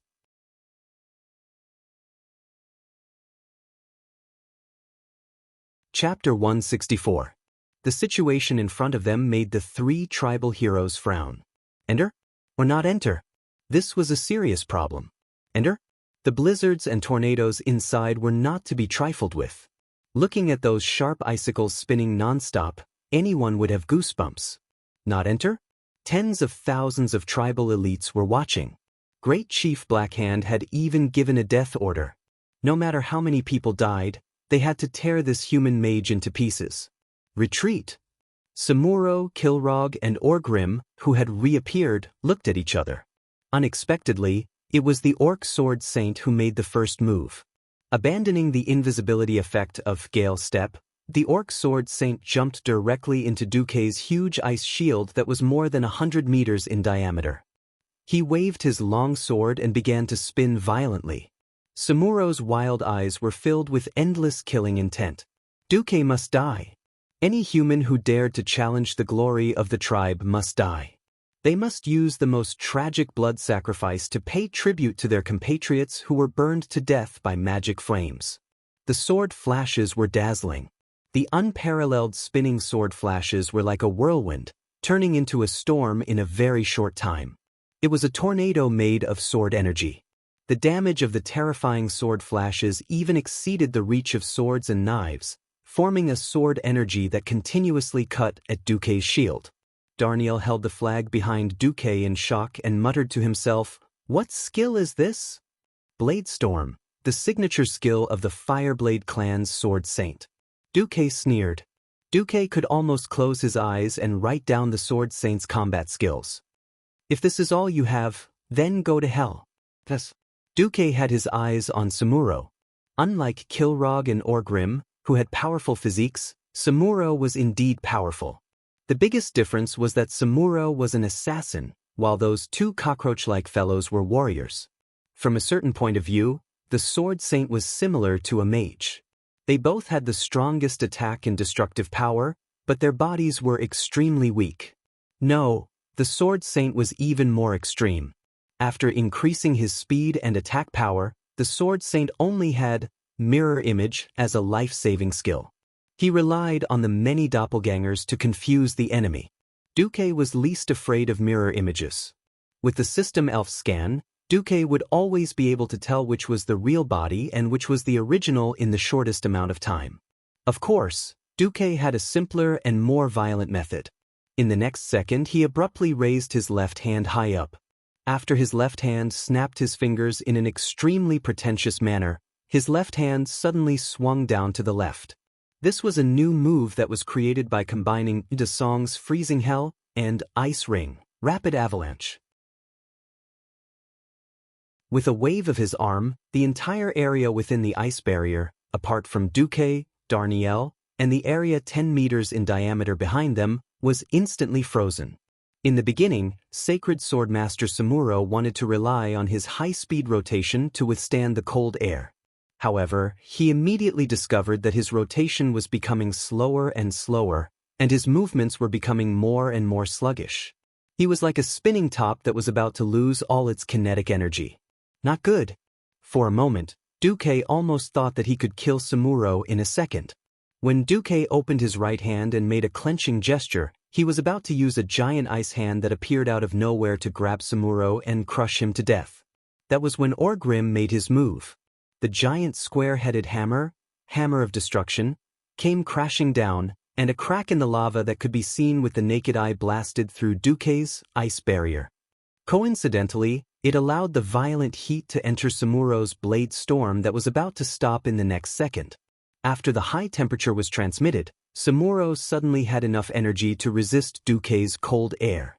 The blade storm that had almost stopped once again displayed its shocking destructive power. The high-speed rotating blades brought with them an extremely high temperature that was enough to evaporate all the water in the surrounding air.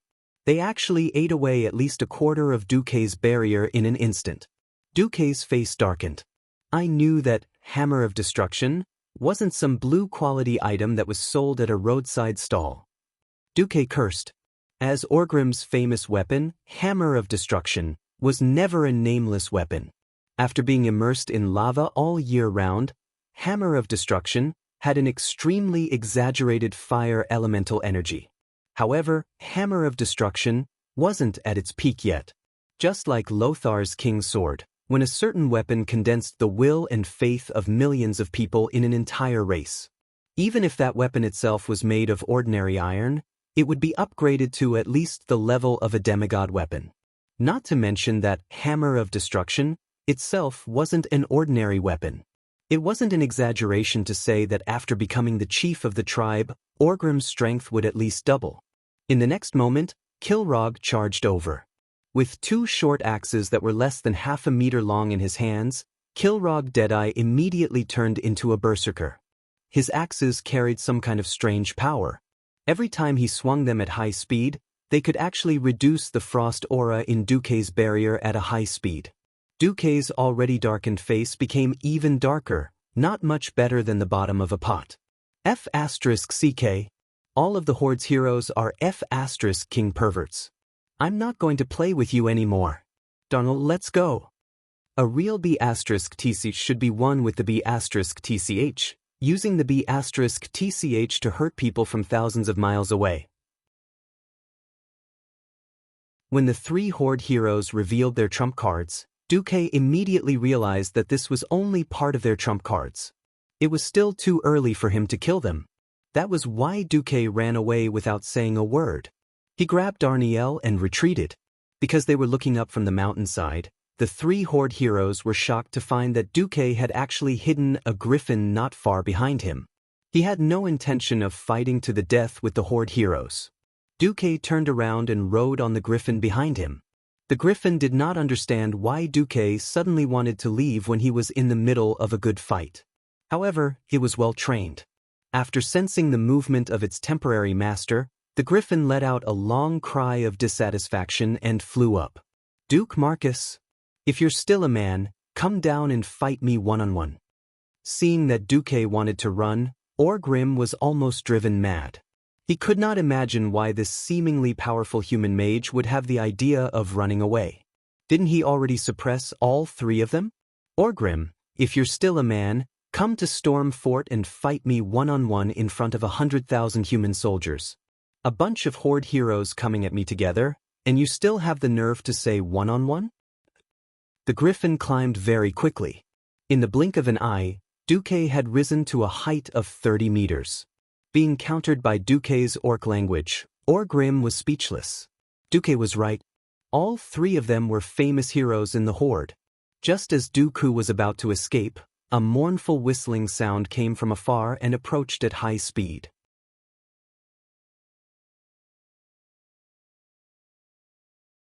Chapter 165. Bullet time was a ridiculous thing, but with the help of the system elf, Duque managed to do it. The time around him suddenly slowed down 100 times, and the thing that had almost reached the speed of sound was finally reflected in Duke's retina under the almost stagnant time. It was a strange, huge single-edged axe. The edge of the axe looked like a huge hook, or an elephant's trunk. There were not many axes like this in the world of Azeroth, but they were definitely not few either. Considering that the person who threw the axe was at least 100 meters away from Duque, it was impossible for someone to throw an axe like this from 100 meters away. And from 100 meters away, he was able to throw an axe in such an inhumane manner. When he threw it, it let out a terrifying shriek that could shatter one's soul, as well as a terrifying power that could split the heavens and split the earth. There was only one name for this axe: Bloodhowl. An ordinary axe was obviously not worth Duque's surprise. This, Bloodhowl, was the most important part of its owner's reputation.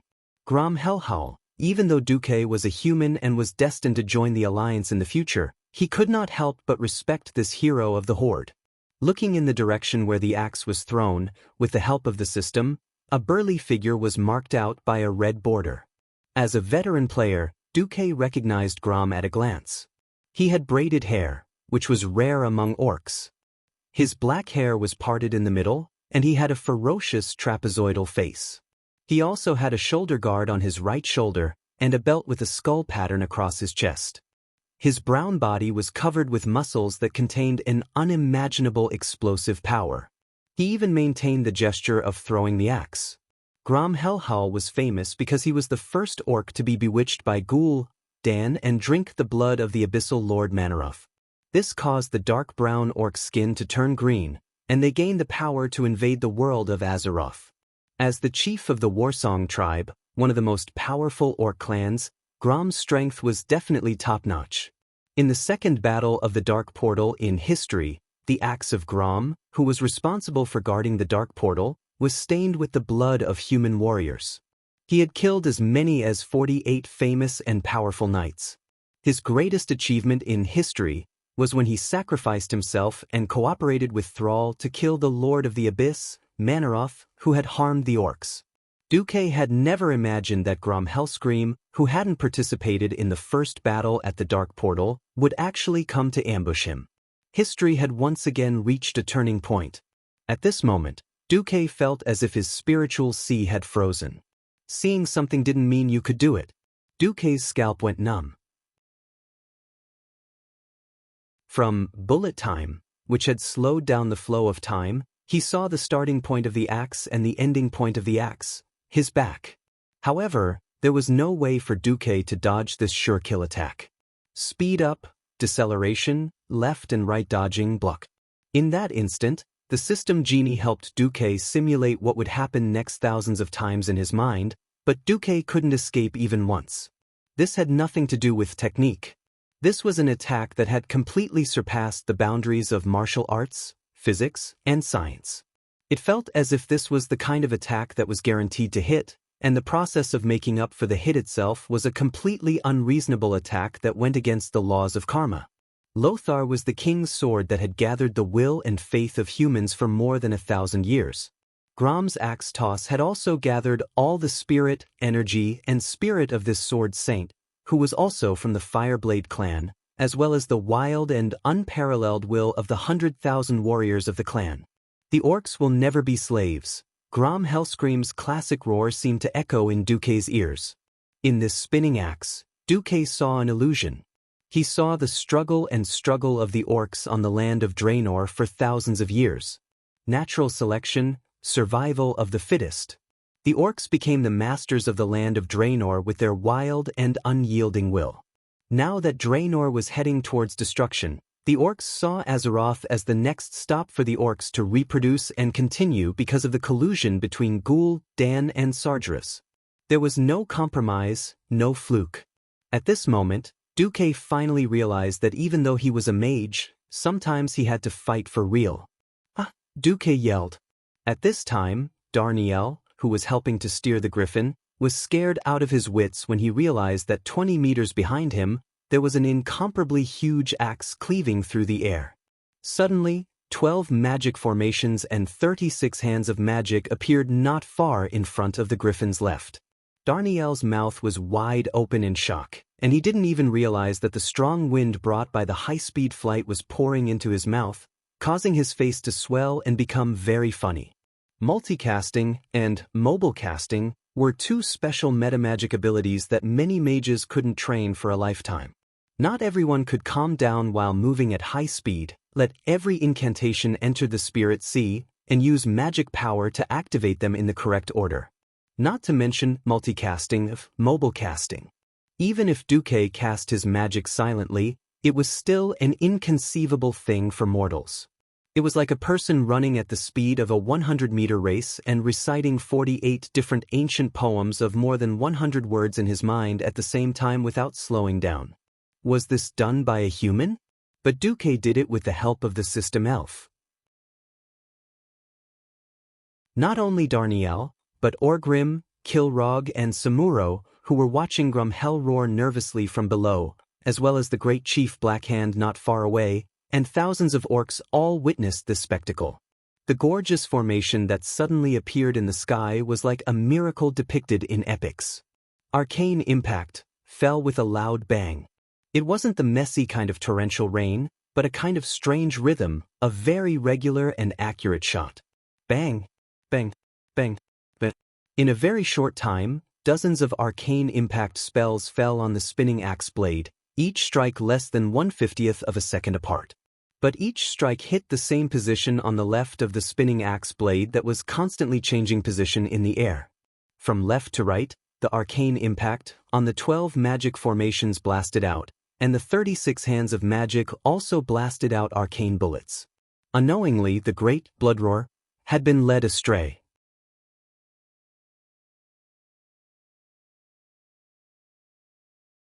Chapter 166. Grom Hellscream roared as he widened his bell-sized eyes. His bloodshot eyes were filled with disbelief. Unlike the other boorish beastmen, Grom came from the Fireblade clan, which emphasized technique, willpower, and will the most. This clan produced many sword saints, and their battle philosophy was different from most of the beastmen. Grom clearly knew that the strike he had absolute confidence in had been led astray. The slightest error could lead to a huge difference. The slight deviation was accumulating, and the miraculous combo was transmitted back to him from the blood roar that was connected to his mind. Even if there was a 10-foot thick wall in front of him, Grom was confident that he could break through it and land the axe on the enemy's back. He had miscalculated. This mysterious human wizard that he had never met before had shocking techniques that left him in awe. Even though he was watching from afar, he could understand what Duque had done. The axe, which was powerful enough to split a mountain and split the earth, felt like it was chopping paper. Every layer of paper slightly weakened the power of the axe. Bit by bit, like water dripping through a stone. However, Duque's method was even more extreme and many times more precise. The 3-digit mid-tier spell combo had caused the fatal blow to deviate. Sigh! Grom Hellscream roared as he let out a long sigh. The sigh was so soft that it was almost inaudible. Grom, who never lost confidence, suddenly felt an irresistible sense of helplessness.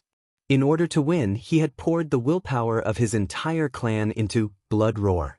It felt like it had forcefully twisted the cause and effect of fate.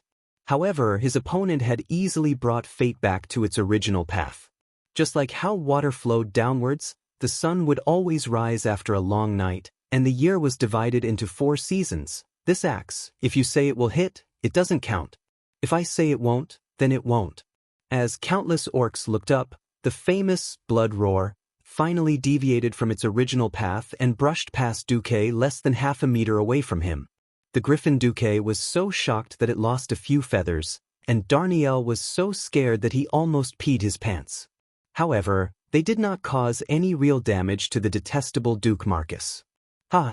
Ha! The griffin flew higher and higher. In just a few breaths, it had already soared into the clouds, turning into a small black dot that was almost invisible to the naked eye. It only left the bitter orcs with a string of wild and arrogant laughter. Almost every orc's face was black. Perhaps it was because of the smoke, or perhaps it was simply because his face was black. There was such an earth-shattering explosion 1,000 meters away. There were raging flames, thick smoke, and clearly audible screams. It would be strange if the human guards on the outer walls of Stormwind City could not hear or see it. Looking at the griffin descending from the clouds again, looking at Duque's iconic wizard robe on the griffin, the defenders could not help but let out deafening cheers. Well done, Earl Marcus. Kill those green-skinned people. Burn, burn, burn. It's better to burn them all to death. Sir Marcus, you are our patron saint. Duque let Darnielle drive the griffin and fly slowly over the outer walls. Every time he raised his hand, a louder cheer would be aroused. Lothar flew over with a small group of griffin knights. This Azeroth Prince of Dreams had wavy black hair fluttering in the wind. Before he got close, his loud, lion-like laughter could be heard. Ha! Well done, dude. Hey! I almost lost my life there. A few of the chiefs in the tribe probably hate me to the core. It's fine. Even if you were really trapped there, I'm sure I can bring people to rescue you. looking at Lothar's large hemp rope with a slip knot on the griffins, but Duque rolled his eyes. Damn it, Lothar actually meant what he said. When the time comes, will you rope me like a western cowboy, hang me by the neck and pull me up? If it weren't for you, Lang wouldn't have allowed me to dispatch all the Griffin Knights. Duque suddenly felt a burst of warmth in his heart. A line of griffins flew to the inner city wall of Stormwind City, near the flight point on the east side. The griffins spread their huge wings and began to slow down. After a few flaps, their sharp claws made a sharp sound on the thick hay. Before the griffin came to a stop, Lothar had already nimbly flipped over. But there was one person faster than Lothar, Storm King Lang. How was the battle? Lang asked impatiently. It's fine, the beastmen will get lost for the time being. Are you sure? Lang's face was filled with undisguised surprise. Of course. Duque's voice rose an octave. Not only did I burn most of their tents, but I also added some seasoning to their only water source. Seasoning? Almost at the same time, the great chief of the tribe, Blackhand, could almost be renamed to Blackface. Report, the water source has been poisoned? Poisoned? How can running water be poisoned? Beside him, Kilrog angrily asked the captain of Blackhand's bodyguards. I don't know. But the water flowing down from the mountains is green. My men have personally confirmed that the beasts will die after drinking it. Someone saw Naga in the water. It should be the human Naga who poisoned it. Wasn't there a water bar blocking it? Orgrim asked. It was blown up by that human mage. It was too chaotic just now, none of us noticed. The few tribe leaders fell silent at the same time. At first, the elven forest was filled with murlocs and Naga, attacking the orc laborers who were fetching water from the river. But Orgrim came up with an idea, which was to build a crude dam to prevent the Naga and murlocs from entering the forest. After a few attempts by the Naga to bypass the dam and enter the water, they were ambushed by the orcs. Almost no Naga could be seen in the elven forest. They didn't expect to be ambushed by Duque, allowing the Naga to enter the forest. Now, all the trees that could provide shade had been burned down by Duque, and the only water source had been polluted. There weren't tens of thousands of people here. If there were only a few of them, they could slowly dig deep wells. The problem was that there were 300,000 soldiers here. The orcs were very brave warriors, but they weren't undead. They needed to eat, drink, and defecate too. Without water, this was definitely a very serious problem. Blackhand was very violent, but he hadn't completely lost his mind. The word was stuck in his throat a few times before it popped out from between his teeth. Retreat. On the other side, a deafening roar came from the direction of the city gate, spreading throughout Stormwind City. Every soldier in the city raised their heads in confusion, looking at the outer city wall in confusion.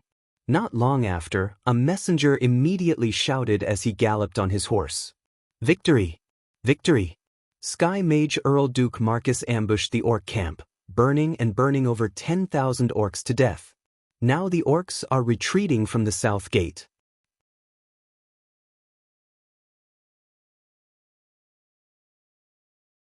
Chapter 167. The crowd involuntarily became even more restless. The black flames of the distant fire soared into the sky, and could be clearly seen even across the high city walls. Originally, no one knew that it was Duque who had set the fire, but when the messenger said so, the crowd immediately went from restless to seething. Long live Stormwind! Long live His Majesty Lang! Long live His Excellency Marcus! The people were simple and honest. Whoever could bring them a safe and happy life would be their god and heaven. Since the start of the War of the Dark Portal, the kingdom had been retreating on all fronts. The Red Ridge Mountain had fallen. Half of the Twilight Forest had fallen. Not long ago, the Elven Forest, the core area that the kingdom was most proud of, had fallen into the hands of the cruel and terrifying beastmen. The most unbearable thing was that the green-skinned devils had invaded the city yesterday. The people were in a state of panic, and they unknowingly lost their trust in the king and even the kingdom. It was at this time that the news of Duque's great victory suddenly came, like a clear spring, washing away the haze in people's hearts. This timely victory was tantamount to a cardiac stimulant, and it very well restored the confidence of the army and civilians. The retreat of the tribe, even if it was temporary, made the sword of Damocles hanging above their heads move a little. This was how people were. Even though they vaguely knew that they were still lingering near the gates of hell, as long as they did not see it with their own eyes, the threat would not be so obvious. Seeking Duke. The hero Duque. The kingdom's new guardian Duque. Duke Marcus' reputation was spreading like wildfire in a variety of ways. In the next few days, Duque rode a griffin and set fire all over the elven forest. A dignified sky wizard became an arsonist. This was an inconceivable thing for a wizard who prided himself on being noble. There were voices of opposition, but in the face of the amazing results, such voices quickly disappeared without a trace. Firstly, Duque had the absolute support of the king. Secondly, the talents of the royal family's wizard corps had withered, and the only Morning Star wizard was only acting as the king's bodyguard. No one had the right to criticize Duque, who had appeared as the hero who had killed Sargeras. Duque's fire was effective. The term, scorching summer, was not an exaggeration. The dry forest was set ablaze almost at the slightest touch. A few fireballs in the upwind direction would turn into a forest fire that was almost impossible to extinguish. If it wasn't for Orgrim's suggestion, the beastmen would have suffered even greater losses. Duque was ruthless enough to set fire to the forest. This was something Orgrim didn't expect. The continuous fire stirred up thick smoke that covered the sky, almost turning the entire forest into a flaming hell. Except for the areas where the trees had been cut down long ago, or the lakes and rivers in the elven forest, all the trees had been burned by Duque. The problem that followed almost drove the leaders of the tribe crazy. "We're out of food." Orgrim was the first to speak during the tribal chieftains' meeting. Warriors of the tribe fought against 3 humans on the battlefield. It was the same for their appetite. The violent beastmen weren't like the weak humans in their eyes, who could survive on bread. To maintain their burly physique, large amounts of meat were essential. The hunters of the tribe had to go deep into the forest every day to kill large numbers of animals. Unlike the old orc Draenor, there weren't many large or even gigantic creatures in the elven forest. Wild boars, gnolls, and even captured murlocs had all become food for the beastmen. Anything larger than a squirrel in the forest had been hunted down. They didn't realize it when their territory was expanding rapidly, but now that their attacks had stopped and the forest was suddenly set on fire, these fellows who were 99% muscle-brained finally realized the severity of the problem. "Aren't we learning how to rear pigs?" Blackhand asked in a muffled voice. "Pigs don't grow up in a day." Orgrim didn't think much of Blackhand's brainlessness before, but now he felt that having a tribal chieftain like this was like riding a giant wolf rushing to hell. All the chieftains looked at Blackhand, waiting for him to make a decision. As the first tribal chieftain of the tribe, Blackhand wasn't a very smart person. Or rather, Ghoul, Dan had purposely chosen Blackhand to make it easier for him to control him. Similarly, in the tribe, it was usually the bravest and most capable of fighting who became the chieftain. And the smartest ones were mostly the shamans in the tribe. But now, the shaman profession was on the decline, and the warlocks that replaced it were mysterious and sneaky. Recently, all the warlocks in the Shadow Council had disappeared. Blackhand really couldn't come up with a plan if he suddenly asked him to. Unwittingly, Blackhand turned to look at his most trusted aide, Orgrim Doomhammer. At that moment, the anger in Orgrim's heart burned 1,000 times stronger. He had had enough. He had had enough of this Shadow Council chief who killed his good friend, Durotan, and his wife.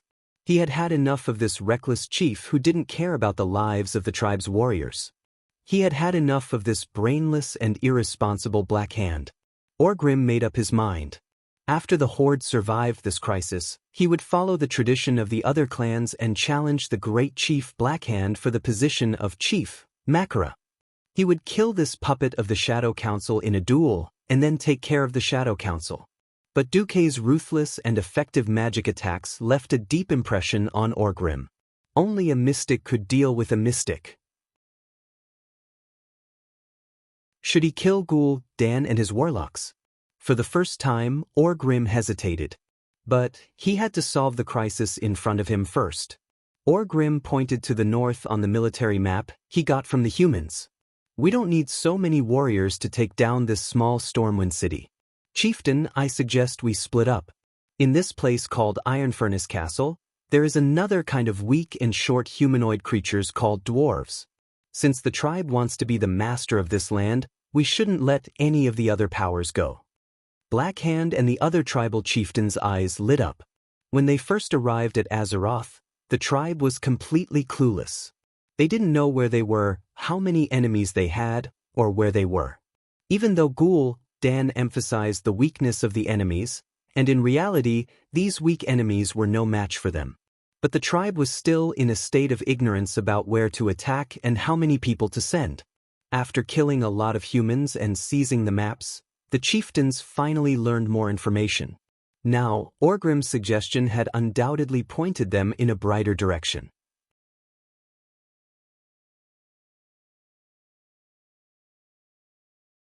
Chapter 168. There were hundreds of thousands of Horde warriors. There was no need for so many soldiers to take down this small human kingdom. Furthermore, Orgrim had already used his actions to find the enemy's weak point, the low city wall in the valley. Spreading out was also a way of survival for the beastmen since ancient times. Now that there was a shortage of food, there was no reason to gather so many soldiers here. The problem was, who was going to attack the dwarves? Creatures in the natural world often had the instinct to judge the strength of their opponents based on their size.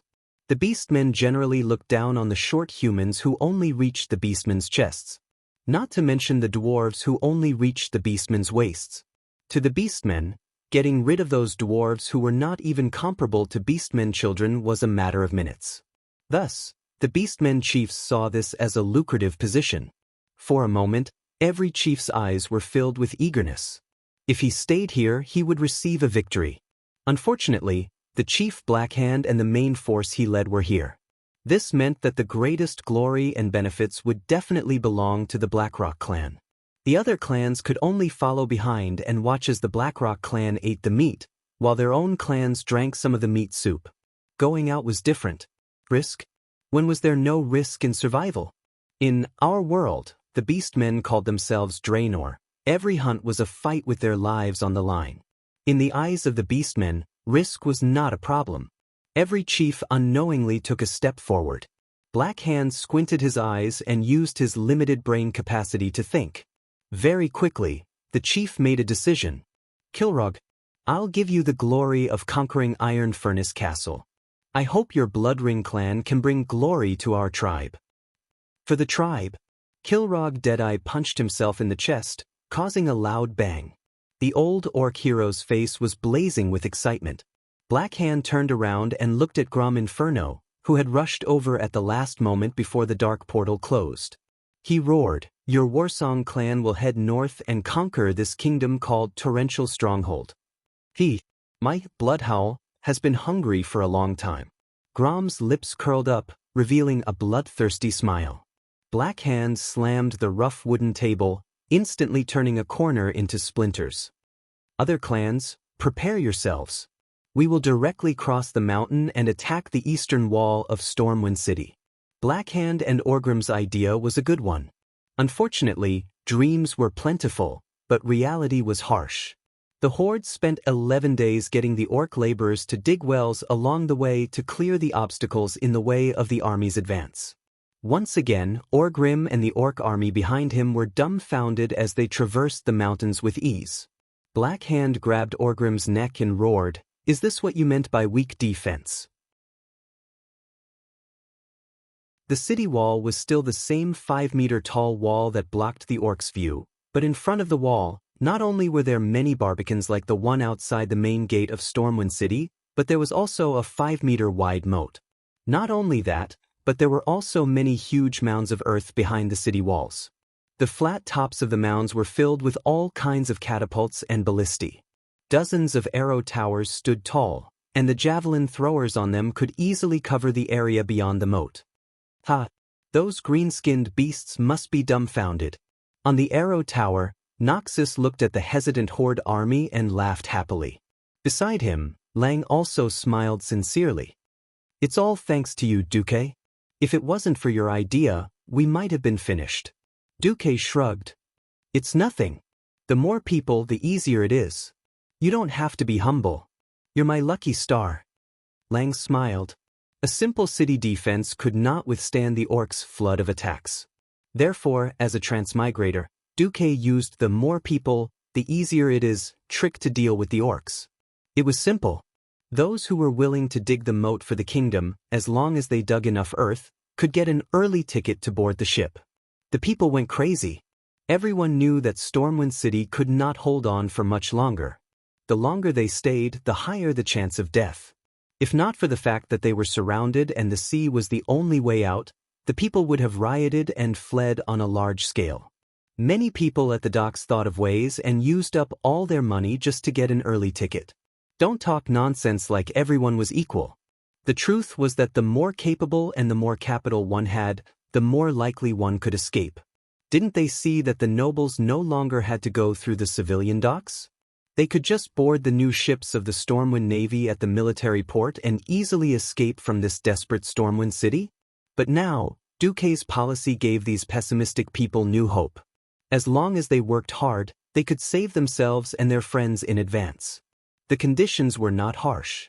The laborers dug under the cover of the Stormwind soldiers who were ready for battle.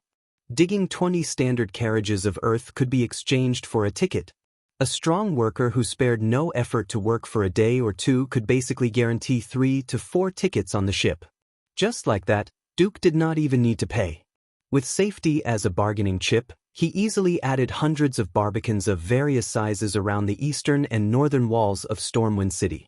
Then he built a sluice gate and connected it to the canals within Stormwind City, creating a moat on the outermost perimeter of the outer walls.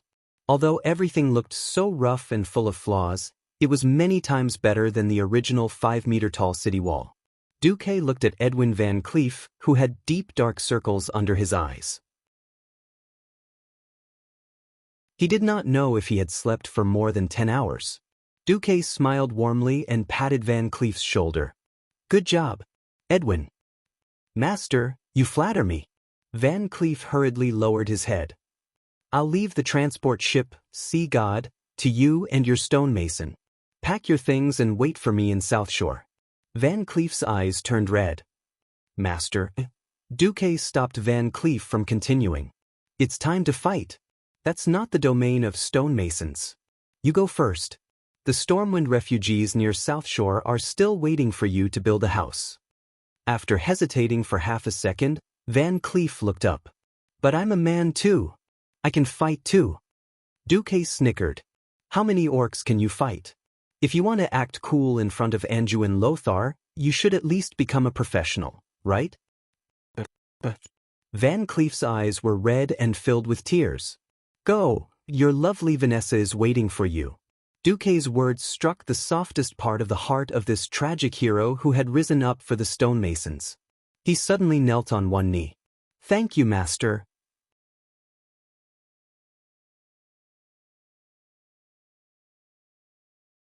Chapter 169. At Stormwind Port, Van Cleef's eyes reddened when he saw the huge Poseidon ship moored in the harbor. There was a large sign on the dock that read, exclusively used by the Stonemason Guild, and Count Duque's personal guards. Count Duke Marcus' reputation had seeped into the hearts of every citizen of Stormwind. His courage, wisdom, fairness, benevolence, and greatness had almost become holy. People began to put his name alongside King Lang and Anduin Lothar. No matter where they were, the private guards of Count Marcus who wore the emblem of the 100-armed god of death would receive the most solemn treatment, equivalent to that of a knight. All the chaotic scenes would become orderly after the arrival of Duque's private guards. This was prestige. This was the people's spontaneous worship of Duque. While Van Cleef and the other stonemasons stayed behind to work, many wanted to sell their lives to Stormwind as the price for sending their families away early. Who would have thought that Duque would actually send them away? There was no way they would be killed when they were already dead. Before leaving, Makarov, the butler of Duque's external affairs, personally delivered the construction plans of the South Shore refugee camp. This made it clear to Van Cleef and his brothers that there were still many areas where they could be of use. Here is the money needed to build the houses. Makarov's men carried over 50 chests of gold coins. If this is not enough, you can also use your signature to withdraw up to 300,000 gold coins from the Sea King Merchant Guild branch in Kurtiras and Menethil Port. But does he trust me that much? Makarov smiled. Master Marcus said that he saw your eyes, and they told him that you are the kind of person who will do anything for the people, for your brothers, even sacrificing yourself. He believes in your character. 2 streams of tears flowed down his cheeks, and Van Cleef wailed like a child. Makarov patted Van Cleef's shoulder. Do well. Master said that the rebuilding of New Stormwind will depend on you. Van Cleef looked up in a daze. Will we retake Stormwind? I will. Because Master himself said, Stormwind City will be destroyed, but Stormwind City is destined to be reborn. Master Duke Marcus is synonymous with miracles. If he can't do it, who can? That's right. If Duque couldn't do it, who could? At the age of 14, he declared that he had surpassed the world guardian Mediv at that time. Before the age of 15, he had become one of the richest merchants in Stormwind and even the 7 human kingdoms. In the same year, he risked his life to follow Anduin Lothar to launch a surprise attack on Karazhan, sending the boss of the Burning Legion, Sardras, into the bottomless abyss. Not long ago, he had summoned endless heavenly fire on his griffin alone, burning 100,000 orcs to death with a single fire. Well, it's necessary for publicity. Poor Darnielle was ignored, and the number of orcs killed in battle was exaggerated by 10 times. Anyway, when the orcs retreated in a hurry, Lothar asked his men to pick up thousands of charred orc corpses to show to the public, and the people decisively believed it. Who is the miracle? Duque himself was a miracle. For a moment, Van Cleef's heart was filled with blood. If you want to act cool in front of Anduin Lothar, you should at least become a professional, right? Duque's words still echoed in Van Cleef's ears. Van Cleef clenched his fists tightly, and he made a decision. Become a professional. Not just a stonemason, but also a strong person to guard Master's side. Suddenly, there was a commotion outside the cabin. This was a critical time. Makarov and Van Cleef immediately looked towards the direction of the sound. It was the direction of Stormwind's military port. Due to the needs of the war, the port had been constantly expanding. The northernmost berthing of the civilian port was already very close to the military port, so they could clearly see what was happening at the military port dozens of meters away. All of you, get off the ship. There's no extra space on the ship for filthy people like you. Seeing the filthy people that the noble was talking about, Makarov and Van Cleef's eyes widened. Those were the navy of Stormwind. Why were the owners of the ship being chased off? This is the Royal Navy's ship. The first mate on the ship waved his fist angrily. Not for now. The noble with the count's medal arrogantly raised his hand, and immediately a person who looked like a butler walked forward. Makarov recognized him. He was Count Christian Ferenc, whom Windsor had rescued from Karazhan a while ago. F***ck. He really F***king saved a scourge back. And he actually treated these scum like they were his king. At this moment, Makarov was cursing Windsor in his heart for being so meddlesome. Summon the Imperial Order of King Lang Rin. From the 8th of this month, Jacob is responsible for transporting Duke Ferenc and his personal belongings to South Shore. There was nothing wrong with the order itself. In fact, it was already a great gift from Lang to have the Navy ship free to transport the nobles.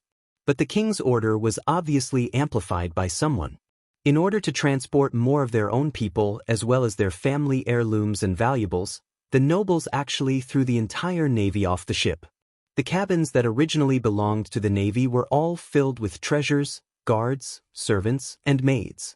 A navy officer suppressed his anger. Then your safety will not be guaranteed. I don't need you lousy temporary sailors.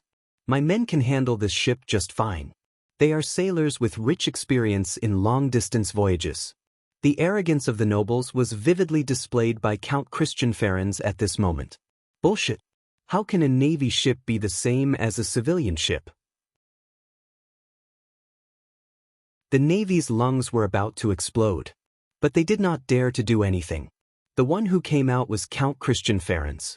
But this count's father was the famous Duke Ferenc.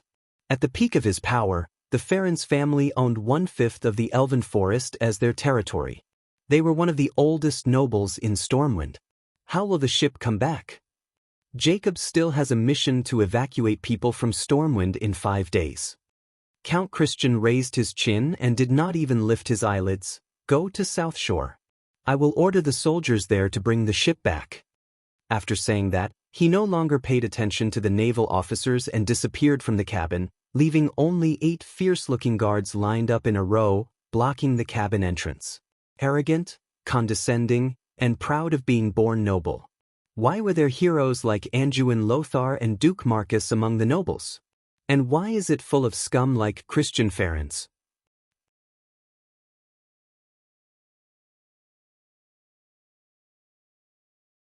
Chapter 170.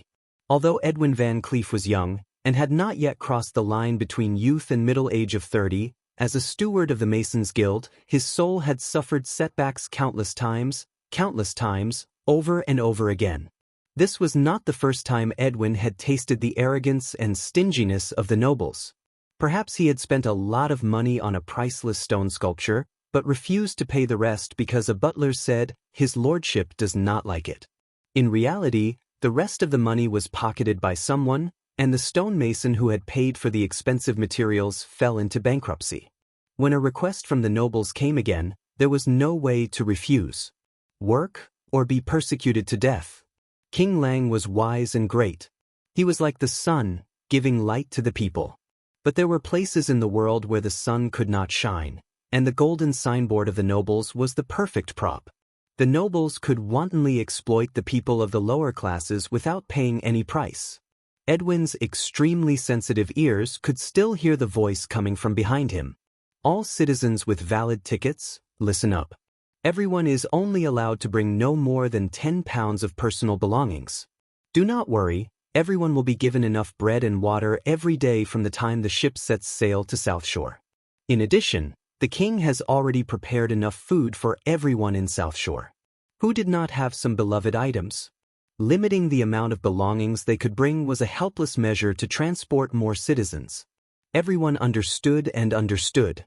In this chaotic time of war, everyone was already very grateful to Duque and King Lang for such an excellent escape plan in the face of the crazy orcs. But when Edwin saw the personal belongings of the Navy officers being thrown out of the hold like trash, just to accommodate the hound favored by the nobles. When he saw that only the beautiful maids who were willing to be toyed with by the nobles could board the ship, and the old maids were heartlessly abandoned, crying their hearts out on the dock, Edwin Van Cleef still clenched his fists tightly, not even noticing that his nails dug deep into his palms and bled. The nobles were almost the masters of fate. Edwin had been pushed into the abyss of despair time and time again under the unreasonable manipulation of fate.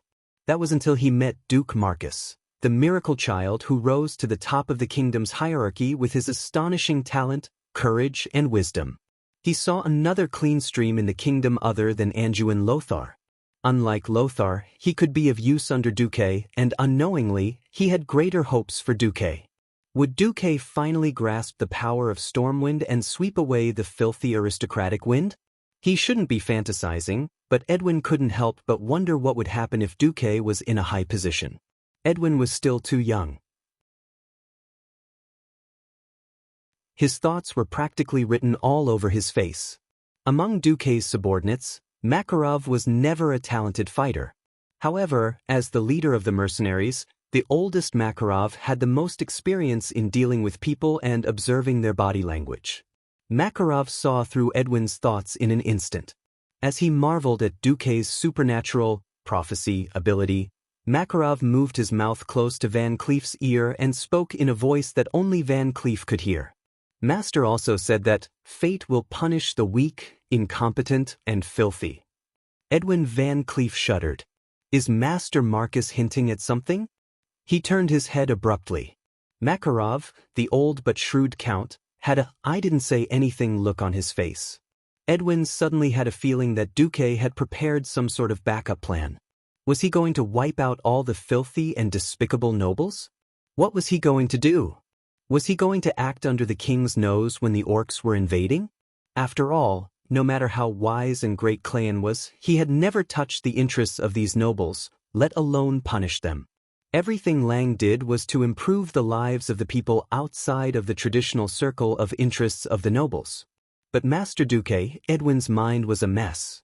He knew that he was the backbone of Duque's faction, and Makarov was Duque's mouthpiece. There was no need for Makarov to lie to him. Did Duque see through his thoughts and want his complete loyalty? What kind of joke is this? What value do I have that the great Sea King would place so much importance on me?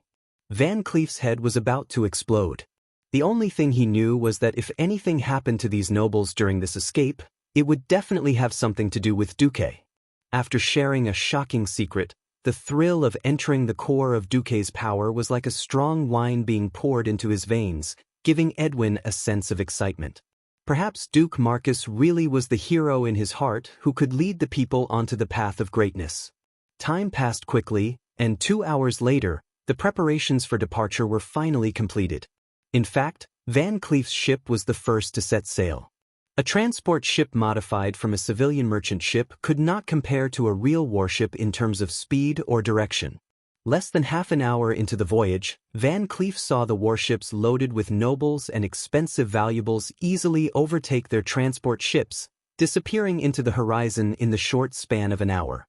Van Cleef sneered as he watched the warships that had removed all the naval flags of Stormwind, leaving only the lion flag in place of the noble family's insignia. Night fell. The curtain of night receded, but danger was approaching the nobles in the early morning. After the morning mist dissipated, the blood sails that blotted out the sun could be seen in the distance. The private sailor in charge of the lookout was indescribably shocked. He couldn't react in time, and was stunned for a few seconds before he rang the alarm. Clang, clang, clang. Not good. Not good. It's the Bloodsail Pirates. The Bloodsail Pirates were a group of pirates formed by the rebel army led by Duke Varl. Their headquarters were in Stranglethorn Vale. As a group of pirates that used to be part of the Navy, the Bloodsail Pirates were extremely powerful. It wasn't an exaggeration to say that even if the nobles left the Navy behind, they might not be able to fight against the Bloodsail Pirates, not to mention that they had courted death by chasing all the Navy off the ship.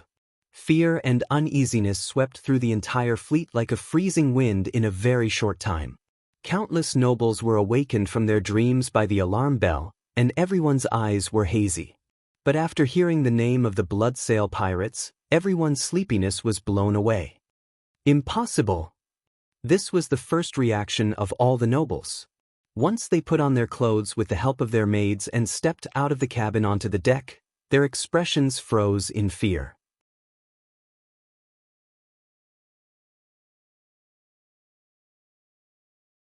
Chapter 171. Impossible? This was the first reaction of the nobles. Oh no, this was their next thought. The long period of peace at sea had numbed them. They had even forgotten that there was such a thing as pirates. There were no pirates in Stormwind before because they were too poor. There were not many ships that occasionally arrived at Stormwind City. That kind of wealth could not attract large-scale pirates. What else was left in Stormwind City? What could a dozen fishing boats, which were not much bigger than a sampan, bring? As for Sea King Duque's Pearl Fleet, it was escorted by Naga. It was like a hedgehog, and anyone who touched it would be stabbed. It was different now. Most of the nobles who fled from the Elven Forest to Stormwind City brought with them the wealth that their families had accumulated for thousands of years.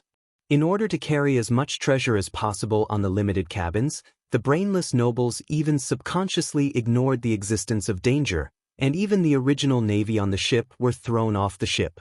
In order to escape from Stormwind City as soon as possible, they did not even wait for the slow civilian transport ships. Otherwise, they could at least use them as bait to delay the Bloodsail Pirates. If this was on land, the nobles could more or less resist with their strong guards. Unfortunately, this was the sea. In all fairness, it was a miracle that most people who could not swim could exert 70% of their strength on a ship that was constantly shaking. Not to mention, The private sailors of the nobles were at most goods that ran merchant ships. This was really courting death. They could have courted death anywhere, but they just had to court death in a domain that they were unfamiliar with. Turn around and run. We'll be safe once we get back to the fleet. There are warships of cultiras there. Duke Agath Ferens, who had rushed over after hearing the news, grabbed the captain's collar, his eyes bloodshot. Anyone could die. The noble bloodline could not be severed on this damned sea. There were also warships of cultiras helping the fleet. Although those warships were also full of civilians, the warships were operated by the strong soldiers of the Kingdom of Sea. If they had to die, they could die by the cultiras. It's too late, the captain cried. We're carrying too much weight. We're already overloaded, we can't run fast. Turn around and run. Throw away the things. Throw away the heaviest gold. Only by staying alive could the clan continue. What's the use of gold if I'm dead? The old duke's silver hair and beard danced wildly in the wind, his crimson eyes showing a rare sense of rationality amidst the fear. As the sails changed direction, more than 10 huge Stormwind warships began to draw huge arcs of white waves on the surface of the sea. Unfortunately, because there was no unified command, some of them had full rudders on the left, while others had full rudders on the right. The direct result was that the two ships almost collided head-on. Both sides were flustered and managed to avoid the worst situation of the bow collision at the last moment. Even so, the collision of the sides and the decorations on the sides of the two ships that brushed past each other scared the wits out of them. For a time, the scene was extremely chaotic. Trash! In the distant flagship of the Bloodsail pirates, a voice rang out. Brigadier General Lester Zank flashed a contemptuous smile, but when he saw the nobles starting to let their men drop a large number of heavy boxes to lighten the ship's load, he had a bad feeling. When he saw the golden light emitting from a box that disintegrated in mid-air, his bad premonition was confirmed. Lester could not help but curse, "Gold? It's all King gold. You bunch of noble scum think you can run away just by throwing away the weights? Idiot, I don't want the ransom. I'll spend 3 days and 3 nights roasting the guy who came up with this rotten idea into charcoal." Lester almost fell into madness from anger. This was the King Deep Sea. Precious metals thrown into the sea could only sink to unreachable depths or become food for the fishes. How am I supposed to fish them out? Fire! Fire the bow cannon! Lester yelled at the top of his lungs. The first mate was dumbfounded. Brigadier General Zank, we haven't entered the effective firing range yet. If we just use the bow cannon? Idiot, do you still expect that bunch of lousy land nobles to fight us in a gorgeous naval battle like cultiras? I'm going to destroy their stupid idea of escaping. As the command flag fell, a dozen or so unglamorous parabolas set up a battle bridge in the faint light of dawn and began to erode the little courage of the nobles. The cannonballs, which were not intended to hit, landed near the noble fleet with ridiculously poor crosshairs, stirring up a huge column of water and creating a faint rainbow that surrounded the noble warships. From the nobles' point of view, this was already an overwhelming bombardment that was like a torrential rain. Then, something called probability theory, which was actually called metaphysics, came into play in the dark. In this era, the hit rate of long-range bombardment was extremely low. Unless it was within 100 meters, which was called close-range combat, the hit rate was mostly less than 1%. To be able to fire a cannon within a radius of 100 meters under the interference of a series of problems such as the strong wind, the trembling of the ship itself due to waves and other bombardment, and the maintenance of the barrel itself was already a godly gunner. To be able to hit a target with one shot was simply a legend. But one guy really did it. From afar, a curved cannon from the bow of a ship 800 meters away blasted directly into the armory of a noble's warship, causing a brilliant chain of explosions. When the warship exploded, the flames that soared into the sky, the wood shavings that were blown away and kept spinning in the air, as well as a large number of human limbs. Everything was like a horrifying oil painting from hell, deeply imprinted on the retinas of the nobles. In less than a minute, as many as 7 noble warships stopped their ships and raised their white flags high up. More blood-sail pirate ships, which had been designed for extreme speed, rushed into the nobles' fleet and immediately launched a close-range bombardment against the nobles' private sailors who attempted to resist. Asterisk bang bang bang. Asterisk the well-trained blood-sail pirate ships fired continuously from bow to stern, teaching the nobles' private soldiers a good lesson on what a naval battle was. Of course, the nobles' private soldiers retaliated with cannons. It was a laughable salvo. Lester, who was watching the battle from afar, was stunned. He did not expect these private soldiers, who had only sailed merchant ships before, to be this retarded. The huge counterforce even pushed the entire ship 5 meters to the other side, as if it was moving horizontally. The cabin, which could not withstand the impact, even let out a typical cry of wood breaking. But all resistance was futile. The pirates bit their machetes and jumped over the cable that they had prepared. Everything was going smoothly, but when they killed their way into the enemy's cabin, there was a sudden change. A huge devil appeared. The clothes hanging on his chest even retained the noble's family emblem.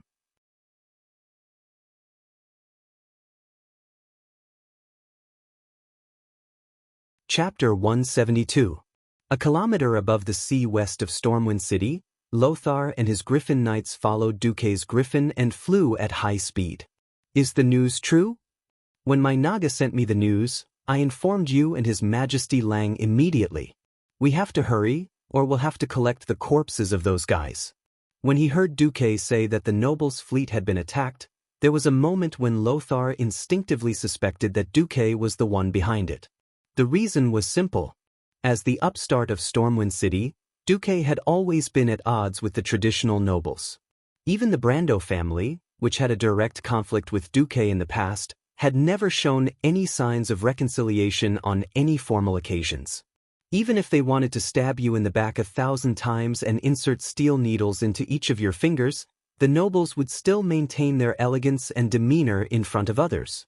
If it weren't for the blood of Thoradin the Great and the friendship of Lang, Lothar might have long been killed in a dark corner of Stormwind City, and his corpse would have rotted away. Although Lothar trusted him, he could never see through Duque.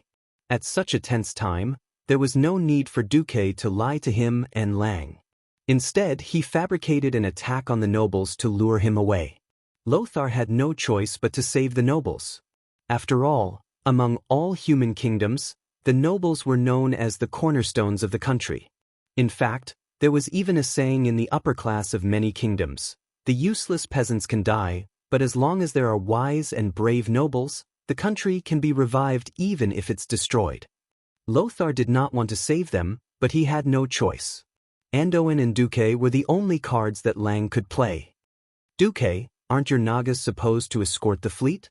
Please, I only have more than 100 Nagas and a few thousand useless Murlocs. Please, this route is nearly 1,000 nautical miles long. How much territory do you expect to guard? But I've asked them to hurry.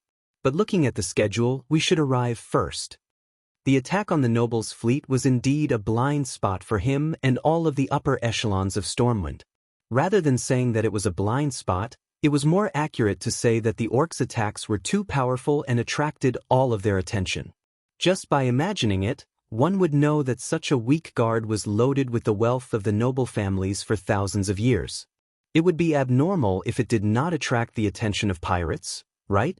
Noxus didn't say anything and followed Duke silently with over 30 Griffin Knights. Duque didn't take any detours. He went straight to the scene. That was an hour after the battle between the Bloodsail pirates and the nobles' fleet.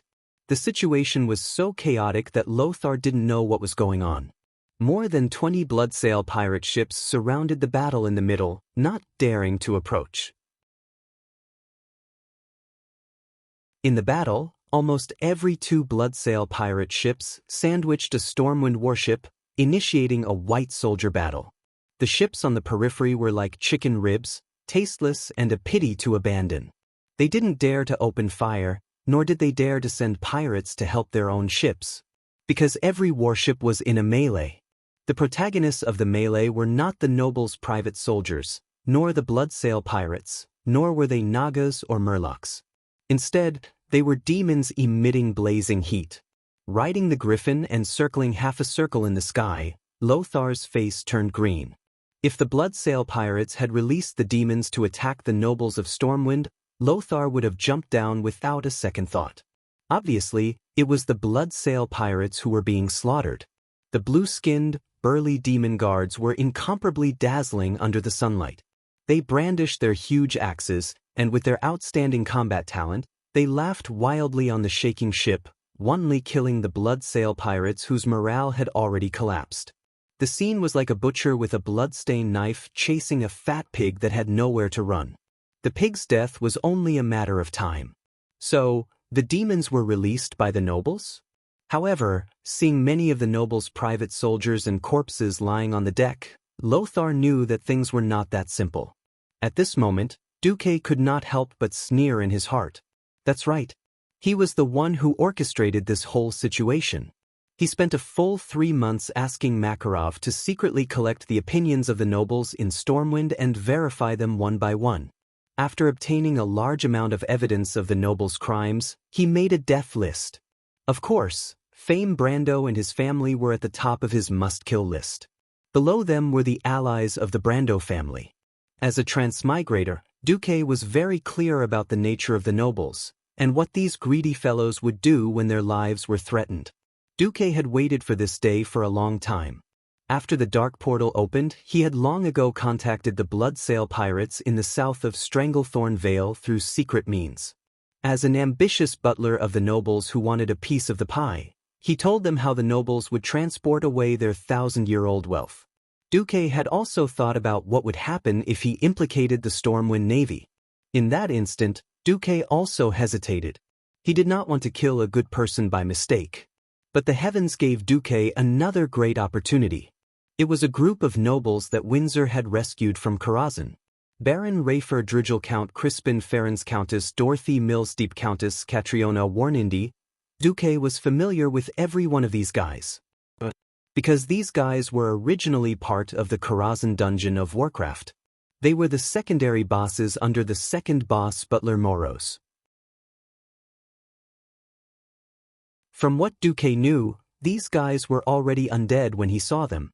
If Ralph Drugel could use the Paladin Sanction skill, he should be the father of Jules Drugel, the deputy mayor of Twilight Forest's Night Town. Duque knew about this as soon as he came out of Karazhan. He did not believe that these guys, who were supposed to be one of the bosses, could escape from Karazhan full of demons and scathe. Duque took the opportunity to get close to a few of them. Just like when Duque used the system elf to discover that there was something wrong with Mediv, who was possessed by Sargeras. In his retina, he saw the boss template of these guys, with the word demon attached. Duke was laughing so hard that his belly almost burst. That's right, these demons were part of the insurance that Duque had set up. It could ensure that even if one day a great detective was so resourceful and found evidence of his collusion with the Bloodsail pirates, Lang would not blame him for this matter. The demons were led in by the nobles themselves. Who could be blamed for leading the wolf into the house? Perhaps it was because of this that Stormwind wanted to cover up this disaster of, most of the kingdom's nobles are demons. In the end, perhaps this was a murder that had once been treading on thin ice. If one part went wrong, the reputation that Duque had worked so hard to build would no longer exist. But after Duque carried out the perfect murder, to the end, he could establish a perfect ending that was beneficial to the whole kingdom and even all of humanity. When the goal was achieved, the truth of this murder would never need to be exposed.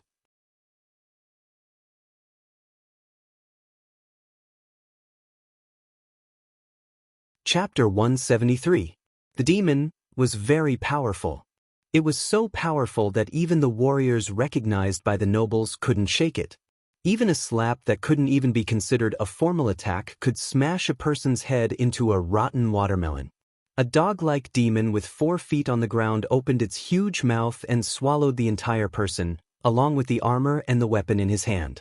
The horrifying teeth that sounded like millstones grinding the body and metal, as well as the guards' dying wails, lingered in his ears. After seeing such a scene and hearing such a sound, just the thought of facing such a thing made their hands and feet tremble uncontrollably. It just so happened that such a thing was actually transformed by his dearest family member. The huge demon didn't just spread its massacre towards those damned bloodsail pirates, it also extended its claws of death towards those who were originally on the same side.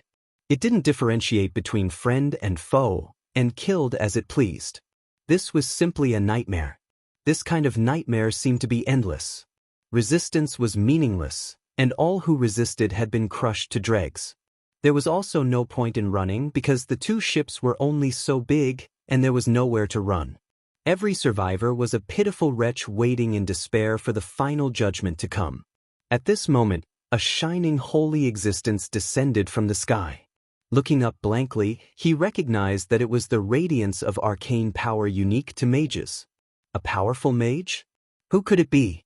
After almost forcibly conscripting all the private mages of the nobles, Stormwind still suffered a crushing defeat in the Battle of Magic. The Storm Kingdom's Wang clan's mage squad only existed in name. There were only a few high-ranked mages still active on the front lines. Obviously, it was the one that the nobles didn't want to see the most, Sea King Duke Marcus. The mortal enemy that the nobles would never reconcile with had become their greatest savior. This had to be said to be ironic. Of course, this was only for the nobles that were still alive. Not even 1% of the nobles that were still alive now. It was very simple.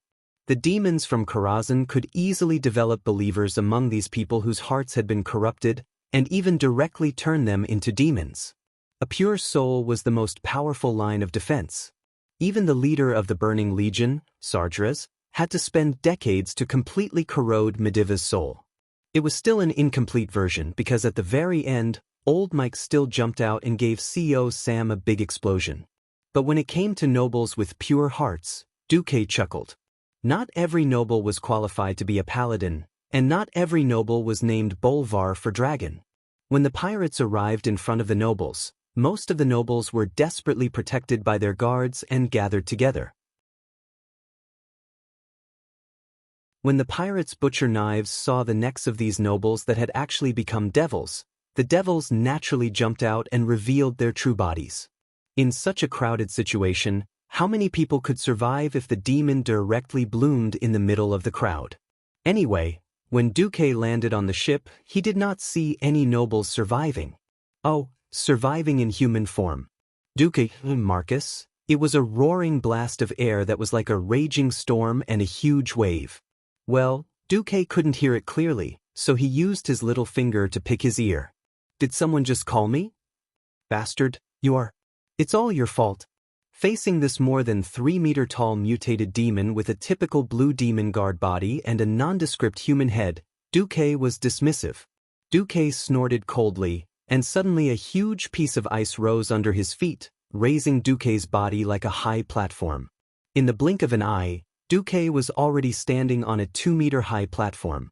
This way, he could look down on the demon. Sorry, you're too short, I didn't see. You're presumptuous, the demon suddenly pounced. You're the presumptuous one. Suddenly, a mysterious blue magic circle appeared in front of Duke, and a powerful, arcane impact turned into a huge fist, and the demon that was charging at him was pushed back even faster than when it came. Bang bang bang. The demon that crashed into the cabin knocked over a lot of things, but the demon quickly climbed out again. Oh, it's you, Sir Fame Brando. We haven't seen each other for more than half a year. How come you've grown uglier? Under the watchful eyes of dozens of survivors on the deck of the two ships, Duque mercilessly mocked the demonized Fame Brando. I'm going to peel off your skin and make it into a carpet. Fame roared and charged again. But this time, he didn't charge recklessly. His two claws were glowing with a black light. Unfortunately, the gap was too big. Fame Brando, who had been driven out of the Storm Royal Magic Academy by Duque, had also missed the Dalajan recruitment last year.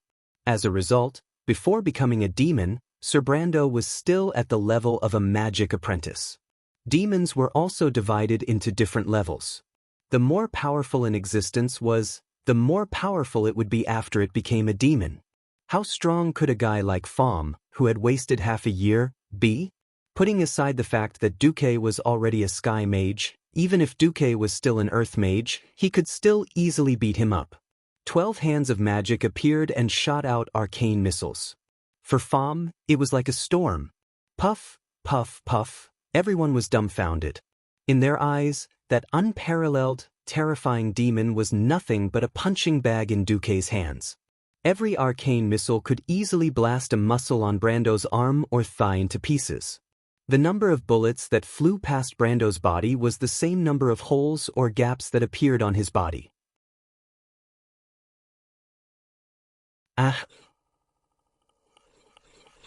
Less than 10 seconds. Brando had become a human stick. Oh no, a demon stick. His limbs were all broken, and there were terrifying holes the size of a human's fist on his body. Every hole was spewing out bluish-purple demon blood. Even so, Brando was still alive. Rolling on the ground in pain, wriggling his wounded body like a worm, Fame Brando could not stop laughing. In the end, you're just as dirty as me. What saint who saved the world? What hero who fought against the orcs? Aren't you just like me, filled with vengeance and hatred? I despise hypocrites like you the most. I know you won't let me go, so I'll wait for you in hell. Suddenly, a huge ice coffin wrapped around Brando, ending this demon's life. Looking at the burning warships in the distance, Duque muttered to himself, I just killed a demon, but this demon happened to be called Fame Brando. You're tuning in to the Wang Lin's Journey YouTube channel. Don't forget to subscribe and join us on this journey to catch the most captivating stories.